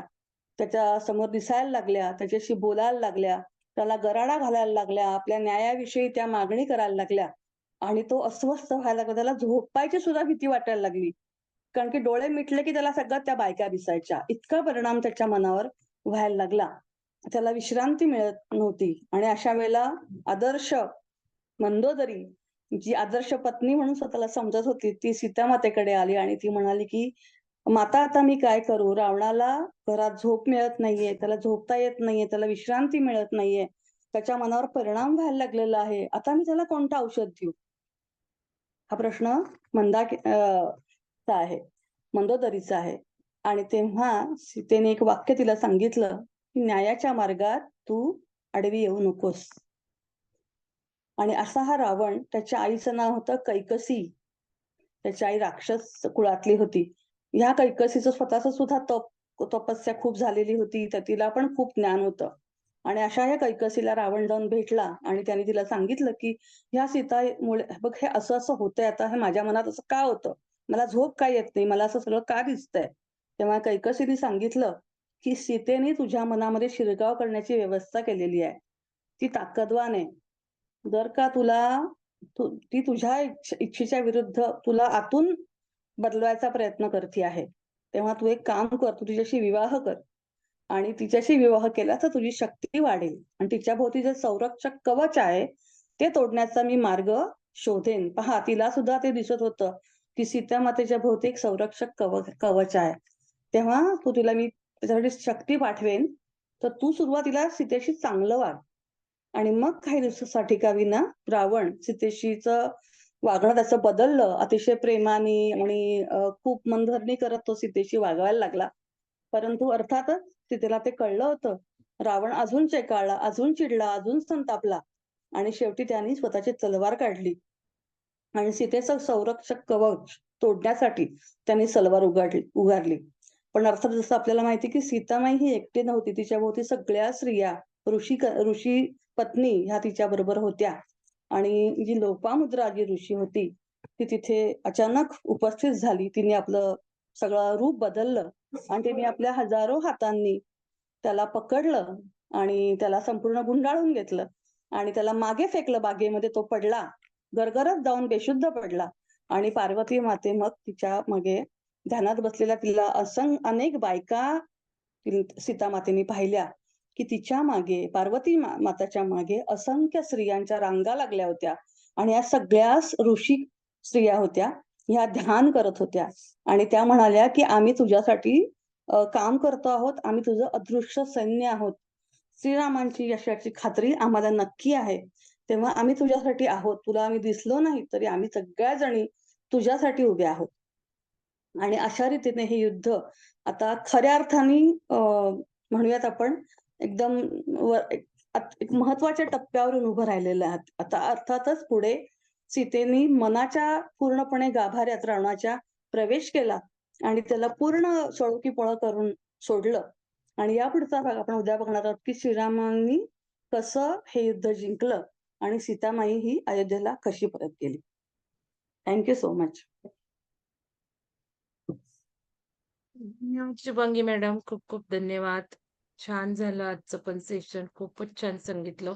आणि आता खरं मला असं वाटतं महत्वाचे भाग आलेत, की जे आपण शिकतो, की जसं रामाने म्हणजे मायावी दृश्य दाखवलं सीतेला, की दुसऱ्या स्त्री बरोबर काही करतो आणि तू माझी पुढची हे असेल. हे मायावी दृश्य जसं रावण सीतेवर करतो, तसं आता पुढं-पुढं सीता काय करते ते पण खूप आपल्याला ऐकण्यासारखं आणि शिकण्यासारखं आहे. आणि मी तर म्हणेल हा रावण जो काही दाखवला तो आपल्या मनातलाच रावण असतो. हो. म्हणजे आता जसं काही रावण दाखवतो तिला चित्र, म्हणजे आपलं दुसरं मन आपल्याला आपल्याबद्दल चित्र दाखवतं. प्रत्येक प्रसंगी आपण वाईट विचार करतो, तर तो आपल्या मनातला एक रावणाचाच भाग झालेला आहे. तर सीता आता काय करते ते आपण शिकलो आणि त्यावर फोकस केला, तर जास्त आपलं आयुष्य आपल्याला हवं तसं बदलता येईल. कोणाला विचारायचं विचारा तर हात वर करा. आपण वेळ जास्त घेणार नाहीये. थोडंसं 1-2 शंका घेऊ. चला, कोणाला विचारायचंय हात वर करा, नाहीतर अनम्यूट मी तुम्हाला फॅसिलिटी देते.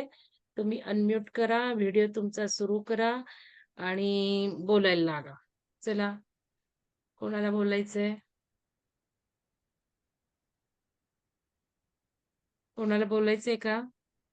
का नाही बोलायचंय आज? केतकी मॅडम तुम्ही हात वर केला होता. केतकी मॅडम, तुमचा हँड रेज झाला होता. मॅम मला एक शेअरिंग करायचं. काय शेअर करायचंय? बोला ना.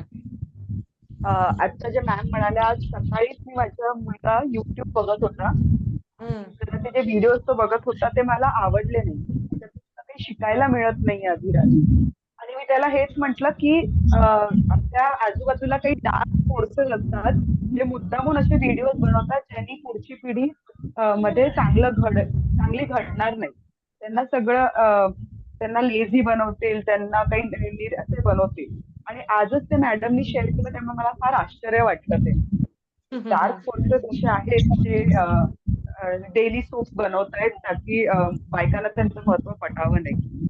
मला आज ते ऐकून शुभांगी जरा मॅडम छान वाटलं. बोलल्या, शुभांगी मॅडमनी सांगितलं ते उदाहरण छान दिलं त्यांनी, की स्त्रियांच्या सिरियल चालू आहेत आणि कसं आपल्यावर गिनीपिग केलेलं आहे. तर तुम्हाला अजून कोण म्हटलात तुम्ही? आज सकाळी माझ्या मुलाला मी म्हंटल, कारण की तो व्हिडिओज अच्छा, बघत होता तुम्ही युट्यूब म्हटलं. वरती, हां. आणि नेमकं तेच उदाहरण आज मॅडमनी दिलं. मला कोणी हो. असं बोललं नव्हतं, मला सुचलं आणि मी ते बोलली आणि तेच आज उदाहरण. अच्छा. म्हणजे कसं असतं तुम्हाला सांगते. आता हे माझ्या मागचं झाड दिसतंय. इकडे शुभांगी मॅडम आहेत लेफ्ट साइडला आणि मी राइट साइडला. असं तुम्हाला दिसतंय का नाही मला नाही माहिती. दिसतंय का तुम्हाला तसं? माझ्या तर हो हो. स्क्रीनवर तसं तसं दिसतंय, की लेफ्ट साइडला शुभांगी मॅडम आहेत आणि राइट साइडला मी आहे. दिसतंय तुम्हाला तसं? का नाही दिसत मला आहे? तुम्ही दिसताय फक्त. मी फक्त दिसते. बरं ठीक आहे. माझ्या मागचं झाड दिसतंय? हो दिसतंय. हां, आता समजा कसं असतं तुम्हाला सांगते, की जसं हवेतनं व्हायरल येतं, एकमेकांपासून दुसरीकडे पसरतं, तसेच विचार सुद्धा पसरतात. आणि आता आपण एका ग्रुपमध्ये जॉइन झालोय पुस्तक विश्लेषणाच्या. या पुस्तक विश्लेषणाच्या माध्यमातून एका WhatsApp ग्रुपमध्ये आहे. म्हणजे आपण ऑनलाईन म्हणा किंवा इंटरनेटनी कनेक्ट होतोय आता. बाकीचे जे जॉइन झालेले नाहीयेत ते वेगळे आहेत. पण आता माझ्या मनात जो विचार येतो तो इमिडिएट इंड्यूस शुभांगी मॅडमच्या मनात येतो. झाडापलीकडे तुम्ही बसलाय तुमच्या मनात येतो. हे ग्रुपचं सामर्थ्य आहे. म्हणजे विचार काही बोललाच पाहिजे ना असं काही नाही. शब्द कम्युनिकेशन फोननी, शब्दांनी, लिखाणाने केलेच पाहिजेत असं नाही. नॉन व्हर्बल कम्युनिकेशन असतं. त्यामुळे आता आपण समजा या शुभांगी मॅडम उद्या काही वाचतायत, तयारी करतायत. त्यांच्या मनात जे काही येतंय ते आपल्या मनात आपोआप इंड्यूस होणार आहे, लक्षात घ्या.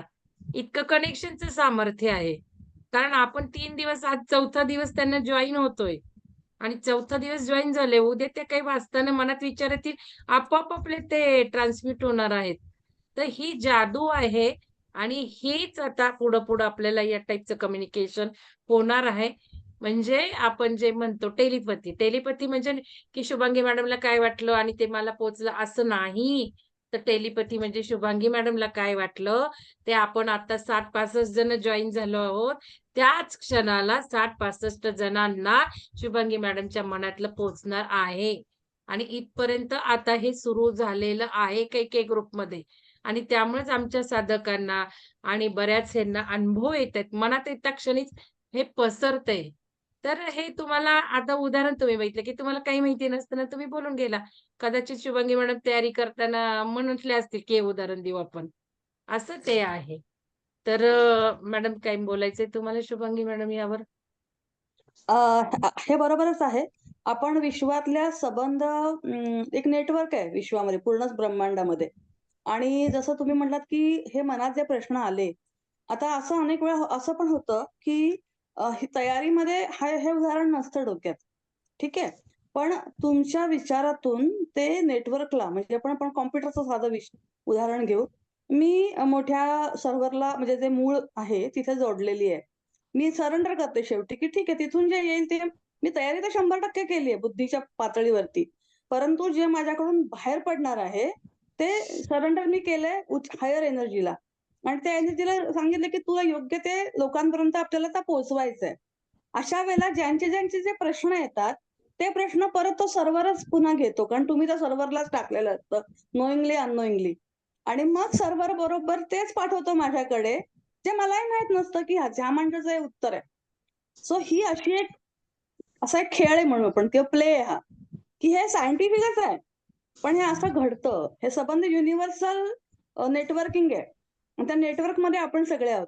फक्त काय होतं मग सगळ्यांना कशी उत्तरं मिळत नाहीत किंवा सगळ्यांना कसं होत नाही. त्याचं कारण असं, की आपण स्वतःला जर स्वतःभोवती कोश निर्माण केले, जसं मंदोदरीला सांगितलं सीतेने, की तुझ्याभोवती तू काय केलंय? भीती असेल, नैराश्य असेल, मत्सर असेल, राग असेल, जे काय त्याने आपण स्वतःभोवती कोश निर्माण केले, जेणेकरून आपण ट्रान्सपरंटच नाही होत एकमेकांना. जितकं तुम्ही हे बाहेर काढाल, मोकळं कराल स्वतःला, तितकं तुम्ही अट्यून होता या युनिव्हर्सला आणि मग युनिव्हर्सकडून पाहिजे ती उत्तरं आणि पाहिजे त्या गोष्टी मिळायला आपण तयार असतो. So this is one of the reasons why you get the answers. Thank you ma'am, अजून मी एक थँक्यू. सांगते थोडंसं की आता मॅडमनी चर्चेमध्ये उदाहरण छान दिलेलं आहे. तर सीरियल आणि हे यामुळे आपल्यावर काय परिणाम होतात त्याच्या अजून तुम्हाला सांगते, की मोबाईल स्क्रीन जर तुम्ही रात्रीच्या लाईटच्या प्रकाशात वापरली ना, तर मेंदूचंच फंक्शनिंग असं सुरू होतं, की त्या मेंदूच्या परिणामामुळे आपल्याला काहीच योग्य वाटत नाही. ना काम करावंसं वाटत नाही, कोणाशी बोलावं वाटत, कोणी प्रश्नांचं उत्तर दिलेलं आपल्याला प्रश्न विचारलेला उत्तर द्यावं वाटतं. इरिटेशन तयार होतं आणि हे जे मेंदूवरचे इफेक्ट आहेत लाईटच्या प्रकाशातले स्क्रीनचे, ते इरिव्हर्सिबल आहे. म्हणजे एकदा का सुरू झाले ना, तुम्ही काही उपाय करा, नंतर बंद करा, 1 वर्षभर स्क्रीन बघू नका, तरी सुद्धा त्या मेंदूचं फंक्शन रिव्हर्स होत नाही. इतके वाईट परिणाम या स्क्रीनचे रात्रीच्या लाईटच्या प्रकाशातले आहेत. आणि कालचे प्रयोग व्हिडिओ जरूर बघा. मुद्दाम टाकलेत पुस्तक विश्लेषणावर आणि चॅनल सबस्क्राईब करून घ्या आणि सरांनी दाखवलेत, की मोबाईल घेतल्यावर हात जे असतात ते खाली कसे पटकन येतात आणि ते मोबाईल ठेवून दिल्यानंतर ओम ठेवलाय, तर हात खाली घ्यायला किती वेळ लागतो. तर या इतक्या गोष्टी मोबाईलच्या रेंजनी होतात. अजून दुसरं झोपताना पूर्णपणे वायफाय बंद करायचं घरातलं. मोबाईल बंद करायचा, मोबाईल एअरप्लेन मोडवर टाकायचा आणि मगच झोपायचं. कारण जे काही या म्हणजे आता आपलं तुम्हाला सांगते वाईट इफेक्ट्स येतात झोपल्यानंतर ते सुद्धा चालू असतात. आपल्याला वाटतं मोबाईल बंद आहे. नाही, वायफायमुळे जे इफेक्ट्स होतायत ते जर नको असतील तर वायफाय बंद करूनच झोपलं पाहिजे. आणि हे सगळं मॅनिप्युलेशन टीव्हीतनं जास्त होतंय. न्यूज रिपोर्टर्स, टीव्ही हे सगळं आपल्याला कंट्रोल करण्यासाठी वापरलं जातंय. त्यामुळं घरातल्या लोकांना लिमिटेशन्स ठेवा. आमच्या घरात एक नियम आहे, सीरियल बघायचे नाहीत, पिक्चर बघायचे नाहीत. हा माझा नियम आहे घरातला. कोणी येऊ देत, माझे वडील येऊ देत, माझे मिस्टर, अजिबात नसतं. आणि माझ्या आयुष्यात मी 5 मिनिटं पण कुठली सीरियल बघितली मला आठवत नाही. मी नाही वापरत त्या सीरियलसाठी कधीही टीव्ही म्हणा, YouTube म्हणा, कधीच नाही. तर कारण मॅडमनी आज सुंदर एक्सप्लेन केलेलं आहे. तेच आपलं सगळं सबकॉन्शियसवर पेरलं जातं. तर हे सगळ्यांना ॲडिशनल इन्फॉर्मेशन. अर्चना मॅडम बोला, हात वर आहे तुमचा. हा अर्चना मॅडम. मंगलताई आणि शुभांगी मॅडमचे खूप खूप आभार खरं. काल पिरॅमिडची ऊर्जा मिळाली. आज मला एक अनुभव पण आला. माझं हां, रखडलेलं सांगा. थोडंसं पूर्ण झालं आणि ओमचा पण बराच फरक पडला ते लावलेला. शुभांगी मॅडमना मला एक विचारायचं होतं प्रश्न की व्हिडिओ सुरू करा, व्हिडिओ अर्चना मॅडम. हां, व्हिडिओ सुरू करा. व्हिडिओ सुरू केल्याशिवाय बोलायचं नाही. आणि येत आपले नाहीये. नियम हं? येत का नाहीये ते तुमच्याकडनं होत नाहीये, होस्ट कडून होत नाहीये. बघते मी. नाही आहे की फॅसिलिटी आहे की एक आहे, आता झाली. आला, आता चालू झाला. हं, हं. आणि तुमच्या मॅडम पूर्ण दोघींचे नाव टाकत जा बरं का तुमचं. तुमचं हा पूर्ण नाव. हां, बोला. तुमच्या दोघींचे खूप खूप आभार म्हटलं. कालची ऊर्जा पिरॅमिडची खूप मिळाली, ओमची पण ऊर्जा खूप मिळाली आणि आज मला फरकही जाणवला त्याच्यामध्ये. आणि आता रोज 9 वाजायची ओढ लागते. सीतेण वाचायला झालं, अर्ध पुस्तक झालं माझं. ते एक. आणि मला एक प्रश्न विचारायचा होता. शूर्पणखा माया बनून येते ना, पण ते रावणाला माहित नसतं ना की नाही, रामाला माहित नसतं ना की ती रावणाची बहीण आहे ते, का तिनं रूप बदललेलं असतं ना. माहित नसतं असं नाही म्हणू शकत मी. माहित सीतेला माहित नसतं असं होतं का? नाही. नाही, सीतेला माहित सीतेला तर होतं. माहिती होतं. सीतेला अंदाज होता आणि श्रीरामाला सुद्धा अंदाज होता. कारण आदल्या चर्चा झालेली होती, की हे असं-असं घडतं आहे. अशी हा. स्त्री सगळीकडे फिरते आहे. त्यामुळे तो वास बघता क्षणी, सुगंध येता क्षणी त्यांना ते रिअलाईज होतं, की हीच ती व्यक्ती असावी, की जी सगळ्या ऋषिकुमारांना त्रास देते आहे आणि ज्याच्यामुळे ती सबंध अरण्यांमध्ये विनाश करत चाललेली आहे. बर बर बर बर. धन्यवाद धन्यवाद. Thank you.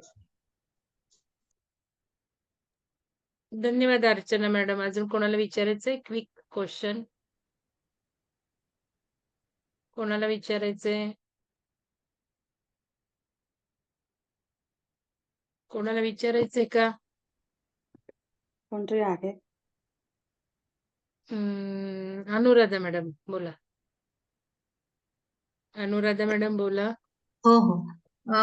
एक परवा तुम्ही म्हणालात की जे ब्रह्मांडात होतं ते त्यांनी कॉपी पेस्ट करून जे म्हणजे त्यांनी जन्म घेतला किंवा काय घेतलं म्हणजे सीतेने तर ती म्हणजे जे काही उठल्या आणि नंतर तुम्ही असं एक उदाहरण दिलं, की एखादी व्यक्ती घरी आल्यानंतर भांडणं होतात. घरातलं वातावरण बनतं. अशी जी वाईट एनर्जी किंवा निगेटिव्ह थॉट्स किंवा काही येतं, तर हे आपण कसं रोखू शकतो? असं कधीतरी आपण हा अनुभव घेतो का रे? की असं काही झालं आहे. तर त्याच्याबद्दल आपण काही करू शकतो का? आपण ध्यान करतो किंवा काय करतो, पण कधी-कधी आपल्यालाही कळत नाही, की ॲक्चुअली काय आपण त्यावेळेस केलं पाहिजे. मंगल मॅडमने तर तुम्हाला सगळं शिकवलंच असणार आहे. पण मला जे स्वतःचा अनुभव आहे तो फक्त ध्यान हा सगळ्यात मोठं उत्तर याच्यामध्ये आहे, की समोरच्या शक्तीपेक्षा आपली शक्ती वाढवणे आणि तो अवेअरनेस ठेवणे. म्हणजे अचानक माझा नवरा माझ्याशी प्रेमाने बोलताना भांडायला का लागलाय याचा अवेअरनेस एकदम आला, की आपण शांत होऊन जायचं. वेग अच्छा ये अपना आदमी का नहीं है, किधर बाहर का आया है. तर शांती रखो. आणि मग त्याला वेळ द्या आणि मग तो शांत होतात मग कळतं हां, हा विसरून पण गेलाय बोललाय तो. So it is he was a carrier of that vibrations. That's all. आपण कॅरियर नाही व्हायचं ही पहिली काळजी आपण घ्यायची आहे आणि मग नंतर दुसरं काय तर आपण अवेअर राहायचं. म्हणून अवेअरनेस हा म्हणजे ओशोनी सांगितलेली गोष्ट सगळ्यात मोठी गोष्ट की अवेअरनेस. 24 तास तुम्ही अवेअर असणं हे खूप खूप गरजेचं आहे. म्हणजे हीच खरी साधन आहे. ध्यान ध्यान तर आहेच. पण 24 तास अवेअर की काय चाललंय, कसं चाललंय, कुठे चाललंय, कशामुळे चाललंय. हे लक्षात आलं, की फटाफट आपण पुढे, पुढे, पुढे जाऊ शकतो. ही अवेअरनेसचाच भाग आहे. हो. अजून काय काय ॲड असेल तर मंगल मॅडम सांगतील तुम्हाला. हे तर मॅडमनी सांगितलं ती पहिली महत्वाची गोष्ट आहे, की आपणच प्रोटेक्टिव्ह बनलं पाहिजे आणि ध्यानामुळेच आपल्या भोवती हे प्रोटेक्टिव्ह लेयर तयार होतं. जसं सीतेच्या भोवती आहे, रामाच्या भोवती आहे. तर आपलं हे ध्यानाने बिल्ड होत जातं. आपोआप त्याचा परीघ आहे ना, ध्यानाने आपल्या प्रोटेक्टिव्ह लेयरचा वाढत जातो आणि दुसरा कितीही काही बोलायला लागला, तर आपण शांत राहू शकतो. ती पॉवर ध्यान आपल्याला देतं. पण तरी सुद्धा समजा वाईट हेतू घेऊन घरात कोणी शिरलं किंवा आपल्या घरात ते व्हायब्रेशन्स राहिले, तर आपण सगळं शिकलेलो आहे क्लिन्झिंग. कसे ऑरा क्लीन्स करायचे, दुसऱ्यांचे हां. ऑरा, घराचे ऑरा. मी तुम्हाला घराचाही ऑरा क्लीन्स करायला कसे काही टेक्निक सांगितलेत. आता क्रिस्टल थेरपीचा कोर्स सुरू होतोय आपला 1 आठवड्याचा. जरूर करा. ज्यांना ध्यानात प्रगती हवी आहे ना, त्यांनी जरूर क्रिस्टलचा कोर्स करा. अतिशय ध्यानी लोकांना क्रिस्टल डबल पॉवर खेचून आणणारे आहेत. एम्प्लिफायर आहेत क्रिस्टल्स. म्हणजे तुम्ही ज्यावेळेला आपण ध्यान करतो आणि ध्यानाने समजा आता माझा भोवती 1 मीटर ऑरा मी बिल्ड करते किंवा क्लीन्स करते आणि माझ्या इथे क्रिस्टल्स ठेवल्या, की मी माझ्या हातात क्रिस्टल्स हे बघा माझे हे क्रिस्टल्स आहेत. हे घेऊन जर मी ध्यान करतीये, तर जे काही मनाच्या फ्रिक्वेन्सी आहेत, व्हायब्रेशन्स आहेत, त्या रेझोनेट होतात, डबल होतात आणि निसर्गातून सुद्धा खेचून त्या आपल्या थॉटला मदत करतात. तर हे जरूर तुम्ही कोर्स करावा. असे बरेच टेक्निक्स आहेत. पण पहिला महत्वाचा टेक्निक मॅडमनी सांगितला तो. तुम्ही जर ध्यान नाही केलं तर काहीच उपयोग नाही. म्हणजे कोणतीही दुनिया तुम्हाला काही करू शकत नाही. ध्यान केलं तर तुम्ही अजून उपायांनी इफेक्ट वाढवू शकता, क्लीन्स करू शकता. परत घरामध्ये आपण होम, हवन, पूजा या सगळ्या गोष्टी क्लिन्झिंगच्याच आहेत. क्रिस्टल्स आहेत, हँगिंग क्रिस्टल्स दरवाजाला. आता मी पिरॅमिडसाठी सुद्धा घेतलाय. पिरॅमिडच्या दारात लावायला. हे बँगल मी घातलंय बघा. तर या गोष्टी आहेतच आहेत. पण केव्हा? पहिलं ध्यान. पहिलं ध्यान करून आपण आपलं संरक्षण करायचं आणि मग या ॲडिशनल एड्स वापरायचे. ठीक आहे? चला अजून ओके. कोणाला विचारायचंय? सविता मॅडम बोला. सविता मॅडम बोला. हां. नमस्कार मॅडम. खूपच छान झालं सेशन. खूपच नवीन माहिती मिळतेय. राधा मला एक प्रश्न होता. जयाचा तिसरा जन्म कोणता?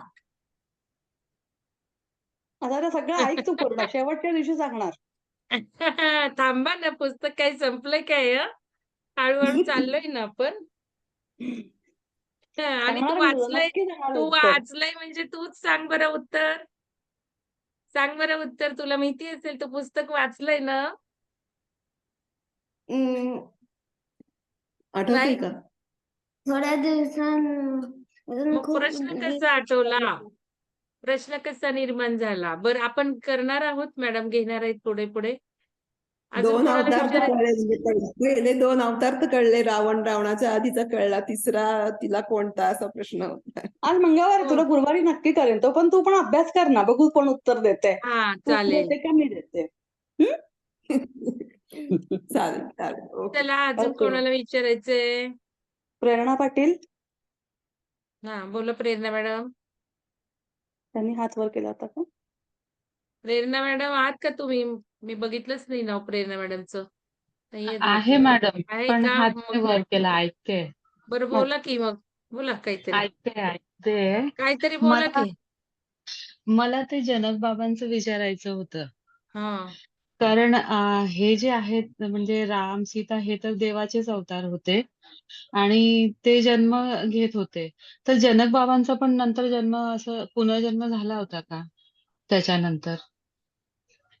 असा काही उल्लेख वाचलेला नाहीये मी. अच्छा. पण हे अशीच लोक असणार की जे देवत्वाच्या लेवलपर्यंत पोहोचलेले लोक आहेत. त्याशिवाय त्यांच्यापर्यंत देव येणारच नाहीत. सो अच्छा. मे बी त्याच्यानंतर ते देवत्वाच्या जाऊन त्या पुढच्या डायमेन्शनला जाऊन पोहोचले असणार आहेत. अच्छा. अच्छा. हो हो हो. जनक मनुष्य म्हणून ते बाबा परत जन्मले नसतील. जनक बाबा मुक्त झाले आणि ते शेवटचं खूप छान आहे. पण हा. एक्झॅक्ट आठवत नाही. पण मॅडम म्हणतात तसंच आहे. तर ते जरूर अच्छा. तुम्हीच वाचा प्रेरणा मॅडम पुस्तक आहे. तुम्हीच सांगा उद्या. शोधा आणि चालेल सांगा. हो शोधा आणि चालेल. सांगा. छान येते हो ते. हां. हो हो. थँक्यू हायर थँक्यू. डायमेन्शनला मॅडम म्हणतात तसं ते गेले. हो ना. हां. कारण ते खूप प्रेमळ होते ना, म्हणजे हां, सगळ्यांबद्दल हां, त्यांना हां. खूपच प्रेम, आपुलकी आणि माया होती सगळ्यांबद्दल. तर अशा व्यक्ती जर परत जन्माला आल्या आणि असं उल्लेख असेल तर आणि ते नक्कीच भेट आवडेल मला. घेतात सीतेची. सीतेला हो सांगतात सुद्धा. तुम्ही हो काढा हो. आणि उद्या सांगा. ठीक आहे? नक्की अजून नक्की. कोणाला अजून कोणाला काही विचारायचंय? दीपाली पाटील हां. झालं का बोलून? कोण? दीपाली पाटील हां, दीपाली पाटील मॅडम बोला. हा नमस्ते मॅडम. खूप छान हं. चाललंय सेशन. आणि माझा प्रश्न राधानीच विचारला की तिसरा जन्म कोणता होता ते. आणि मला दुसरं रावणाबद्दल विचारायचं होतं की रावण पण तप करत होता असं आपण हे केलेलं आहे, ऐकलेलं आहे. हो. तरी त्याला ते का जाणवलं नाही की एवढी ही शक्ती सीतेची इथं आहे आणि ती आपल्याला हे करायला ट्रिगर करायला आली आणि आपण काय तिला हे झालं पाहिजे. मत्सर आणि अहंकार आणि स्वतःला खूप हुशार समजण्याची जी बाधा लोकांमध्ये असते ना, म्हणजे मी असेही लोक पाहिलेत आयुष्यात की ज्यांनी आम्हाला शिकवलं की हे असं असं असतं आणि ह्याच्यामुळे असं असं होतं आणि याच्यामुळे माणूस खाली जाऊ शकतो आणि ती माणसं त्याच गोष्टींनी खाली चाललेली आम्ही बघतोय. हो, सो म्हणजे मला म्हणायचंय की जयला त्यांनी हे केलं होतं, वारंवार सांगितलं आणि तो जयच्या रूपातलाच रावण आपण म्हणतोय जन्म त्याचा झालाय. आणि एवढी ती स्वतः सीता नारायणी ह्याच्यामध्ये येऊन सुद्धा की तो लवकर हे झाला नाही. आणि शिवाय तो तप वगैरे पण ध्यान करत होता असं आपण हे करतोय ना, पण ऐकतोय. त्याला तोच तर अहंकार आहे ना, की एवढी मोठी शक्तिशाली स्त्रीला सुद्धा मी पकडून आणू शकतो. म्हणजे मी हा. किती भारी आहे. हो. म्हणजे देवांना सुद्धा मी हरवू शकतो. त्याच्या तिन्ही जगांवर मी स्वामित्व मिळवू शकतो. मी सूर्याला मारून म्हणजे जाळून टाकू शकतो. चंद्राला उडवू शकतो. सगळी सूर्यमंडळ खराब तोडून फोडून टाकू शकतो. तिन्ही जगांवर मला महादेवानी वर दिलेला आहे. मला तिन्ही लोकांवरती राज्य करता येणार एवढी माझी ताकद निर्माण झालेली आहे. हा जर अहंकार आल्यानंतर तर मग काही होऊ शकतं ना. आणि मग हो. निसर्गाची ती किमया आहे की निसर्ग बॅलन्स बिघडू देत नाही. जरा बिघडायला लागला की मग ते यदा यदा ही धर्मस्य ग्लानिर्भवती भारत तेच ते आहे उत्तर. की अशा वेळेला कुठेतरी शक्ती येते आणि ती शक्ती म्हणजे मग ती कोणाच्याही रूपात आणि अशी एकटीच अशी नाहीये. जसं आपण सीतायणमध्ये मला पुन्हा पुन्हा तुम्हाला सांगावसं वाटतं की सीतायणमध्ये फक्त श्रीराम आणि सीताच काम नाही करत आहे. तर अनुसूया पण काम करतीये, सोमा पण काम करती आहे, मंदोदरी पण काम करती आहे. हो ना? प्रत्येक हो. सेवक सुद्धा काम करतोय. म्हणून आपण सगळे पण काम करू शकतो. सांगण्याचा ह्या विश्लेषणाच्या कार्यक्रमाचा हेतू हा आहे. जनरली आपण हे करतो, हां, ती सीता आली होती. मग तिने सगळं चांगलं केलं. मग आता कोणतरी येणारच आहे. पुढचा अवतार विष्णूचा होणारच आहे आणि तेव्हा सगळ्या जगाला ते काढणार आहेत बाहेर. ते तर होतीलच. होतील नाही होतील मला माहीत नाही. पण आपणच ते आहोत. आपण जर आपल्यामध्ये जो अंश आहे आणि तो अंशाचं प्रमाण मनुष्यत्वातला जो कमीपणा आहे, तो कमीपणा करून आपलं देवत्वाचा अंश जर वाढवायचा असेल, ते आठवून तर आपल्याला काय काम केलं पाहिजे ह्याचं नियम आणि त्याची जे कामाची ज्या गोष्टी आहेत त्या सगळ्या सीतायननी सांगितलेल्या आहेत. ती तत्व सांगितलेली आहेत, ती प्रिन्सिपल्स आपल्याला दिलेली आहेत. सो ही डायरेक्टिव्ह प्रिन्सिपल्स आहेत आपल्यासाठी. डायरेक्शन दिलेलं आहे त्यांनी. हो ना? त्यामुळे कोणी आता त्या स्त्रिया शरयू नदीवरती ज्या प्रार्थना करत होत्या, त्याच्यामुळे सीतेभोवती संरक्षक कवच उभं राहिलं, जे रावणाला सुद्धा त्याच्यातून हलवता आलं नाही. म्हणजे ताकद बघा त्या सामान्य स्त्रियांची, त्यांना सामान्य म्हणायचं का? फक्त सीते सीतेच्या प्रेमापोटी. बरं ती सीता तिथे वाढली पण नाहीये. ती लग्न होऊन जस्ट आली आणि लगेचच गेलीये अयोध्येवरून. म्हणजे सीतेविषयी कुणाला फारसं काही माहित पण नाहीये, की तिने लोकांशी कॉन्टॅक्ट केला, त्यांच्यावर प्रेम केलंय, त्यांच्याशी बोलली, असं काहीच कुठे नाहीये. लग्न करून आली बिचारी, महिन्यातच गेली असेल वनवासाला परत नवऱ्याबरोबर. तरी सुद्धा ते प्रेम आणि त्या प्रार्थना तिच्यासाठी त्या करत होत्या ना. सो त्यांची शक्ती परिणाम करते, तर आपल्या पण ध्यानाची, आपल्या पण साधनेची शक्ती या संपूर्ण विश्वामध्ये, किमान आपल्या घरात, आपल्या सोसायटीत, आपल्या शहरात जरी त्याचा उपयोग झाला असं प्रत्येकीने ठरवलं, तरी खूप मोठ्या प्रमाणामध्ये आपण हे काम करू शकतो. मॅडम, मग आपण मंगल मॅडम जसं म्हणताय की आपण लव आणि लाईट स्प्रेड करायचं आहे जिथं आपण जाऊ घराभोवती, तर नेमकं काय करायचं आपण? म्हणजे अफर्मेशन द्यायची की काय करायचं? आता पहिलं सीतायन पूर्ण समजून घ्यायचं आणि मग यातून काय शिकलो, त्या प्रश्न मॅडमने दिलेले आहेत सगळ्यांना होमवर्क म्हणून.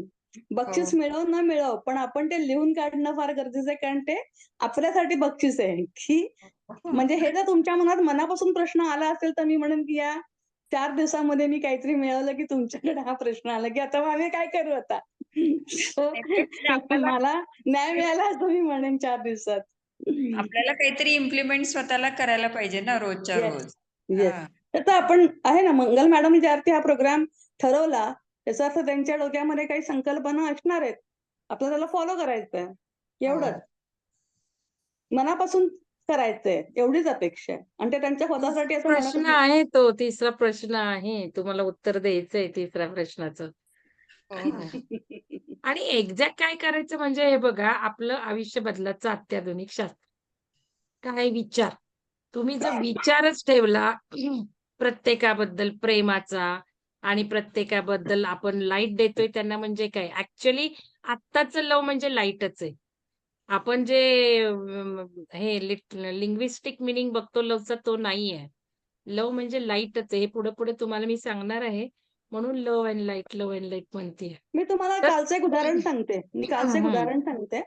हं. तेव्हा मला वाटतं येताना मॅडमच्या आम्ही सुदर्शन पिरॅमिडला भेट दिली होती आणि मी तुम्हाला पर्सनली सगळ्यांना मनापासून मार्केटिंग नाही करत आहे. मनापासून सांगते की तुम्हाला जेवढं जाता येईल, कारण मॅडमनी मला खूप वेळा बोलवलं होतं, पण मला नाही जमलं जायला आत्तापर्यंत. फक्त एकदम स्टार्टिंगला जेव्हा मॅडमनी नवीन फार्म हाऊस घेतलं, तेव्हा मी गेले होते. पण पिरॅमिड झाल्यानंतर कधी गेले नव्हते. आणि कालचा दिवस इतका अप्रतिम होता. इतकं सुंदर एनर्जी, इतकं सुंदर ध्यान आणि सरांनी आम्हाला शृंगारपुरी सरांनी इतकं सुंदर सगळं शिकवलं, चर्चा झाल्या, गप्पा झाल्या. ऊर्जा एवढी जबरदस्त होती, की ती रात्री मी घरी आले तेव्हा मी पूर्ण ट्रान्समध्ये गेले. ती जवळ-जवळ आज दुपारी 4 पर्यंत, म्हणजे अजूनही राहू शकले असते. पण जरा ठरवलं, की पुढच्या पौर्णिमेच्या वेळेला कुठलाही प्रोग्राम करायचा नाही. कारण की त्यातून बाहेर पडायला लागतंय मला. कारण का तो आनंद, परमानंद म्हणतो ना आपण, तो वेगळाच आनंद आहे. ते त्याच्यातच पूर्ण म्हणूयात ना, सगळ्यात वरती आपली कुंडलिनी वरतीच सहस्रारातच बसली आहे आणि मग त्याच्यात जो काही मजा येते ते सगळं होत होतं. हां, उदाहरण सांगत होते मी, की येताना आम्ही टोल नाक्याजवळ आलो. तिथं भाजीवाल्या आणि फळवाल्या येतात ना विकायला आपल्यासमोर. तर मला नेहमी असं वाटतं, की त्यांच्याकडून काहीतरी घ्यायचं, कारण ह्या बायका शेतात पण काम करतात, संसार सांभाळतात आणि हे विकायला पण समोर येतात. तर एक बाई आल्या माझ्यासमोर आणि त्यांच्याकडून मी पेरू घेतला. त्यांनी ₹100 ला 5 असं सांगितलं आणि त्यांनी माझ्या हातात ते दिलं. युजुअली मी या भाजीवाले किंवा ह्यांच्याकडून कधी काही घासाघीस करत नाही. मॉलकडून आपण जेव्हा ऑनलाईन घेतो तेव्हा नाही घासाघीस करत आपण. पाहिजे ते पैसे देतो. मॉलमध्ये जर पाहिजे ते पैसे देतो. मग ह्या तर बायका 24 तास रस्त्यावर उन्हातान्हात उभं राहून सगळं विकत असतात. तर मी तिच्याकडून घेतलं आणि फक्त हीच भावना, की अरे ठीक आहे, माझ्याकडून काय, म्हणजे मी कोण मदत करणारी, पण मी घासाघीस नाही करणार. आणि मी ते तिला पैसे दिले आणि ते घेतलं. ती परत गेली आणि 2 मिनिटांनी परत माघारी आली ती आणि तिने माझ्यासमोर एक कापलेला पेरू दिला. तर मी तिला म्हणाले, की "मी घेतलाय आता." ती म्हणली, "हो मला माहितीये, पण माझ्याकडून तुम्हाला अजून एक." हे जी प्रेमाचं म्हणजे तिला काही फरक नव्हता पडला खरं. पैसे घेतले आणि तिने मला पेरू दिला, व्यवहार संपला होता. पण मी असंच समजते, की विश्वाकडून आपल्याकडून परत प्रेमच येतंय परत आपल्याला. ते इतकं तिने मला प्रेमाने कापून दिलेलं पेरू होतं ना, मला ते खूप, खूप, खूप ती ॲक्शनच आवडली. म्हणजे हे प्रेमच देणं एवढं आपलं काम आहे आणि आपल्याला आपण विचार नाही करू शकत किंवा घराची गरज नाही. हजारो पटीने ते प्रेम परत आपल्याला येतं. खरं तो स्वार्थीपणाच असतो एका अर्थी. प्रेम देणं म्हणजे. आज एका बाईंनी एक दामले म्हणून आहेत बाई ग्रुपमध्ये मॅडम आहेत. त्यांनी ऑडिओ म्हणजे त्या अटेंड नाही करू शकत आहेत रेग्युलर, पण त्या ऐकतायत व्हिडिओज हे. तर त्यांचा मला मगाशी फोन आला होता. तेव्हा त्यांनी काही प्रश्न मला विचारलं होतं, की आजच्या कॉर्पोरेटच्या काळामध्ये आपण हे प्रेम-बिम किंवा हे जे मीनाक्षीच्या वडिलांनी सांगितलं, की आपण आपल्या मालकासाठी त्याचं भलं व्हावं म्हणून काम करायचं. तर हे कसं काय योग्य आहे का? कारण आता या कॉर्पोरेट वर्ल्डमध्ये हे सगळं ते तेव्हाच्या युगात ठीक होतं. पण आता कलियुगात हे कसं काय शक्य आहे? किंवा आपण हे लोकं आपल्याला काय बाजूला सारून आपली कामं करून घेतील. आपल्याला स्वतःचाच फायदा करून घेतील. मग कलियुगात हे कसं शक्य आहे? वगैरे, वगैरे त्यांचा प्रश्न असा होता. आणि त्या म्हणल्या, "मी रिटायर्ड आहे. माझ्या मुली कॉर्पोरेटमध्ये त्यांना मी कसं समजावू? त्यांना मी सीझन वाचायला देणार आहे." त्यांनी जर मला विचारलं तर त्या म्हणतील, की "काय हे इथे आता लागू नाहीये. हे तेव्हा लागू होतं." तेव्हा त्यांना मी हेच सांगितलं हाच मेसेज, की असं नाहीये. तुम्ही जेव्हा तुमच्या बाजूने प्रामाणिकपणे काम करता ना, तेव्हा ते कुठलंही युग सत्ययुग असो, त्रेतायुग असो ना तर कलियुग असो, त्याचे व्हायब्रेशन तिथे पोहोचतात आणि तुम्हाला ते सगळं मिळतंच. असं तुम्हाला कोणी फसवू शकत नाही आणि गैरफायदा पण घेऊ शकत नाही. तर असे काही प्रश्न येतायत. आय होप तुमचं उत्तर मी दिलंय. हो madam. Thank you madam. Session खूप छान होतंय. दोघींनाही खूप खूप थँक्स. Thank you. चला सगळ्यांना धन्यवाद. शुभांगी मॅडम धन्यवाद. भेटूयात उद्या. Thank you.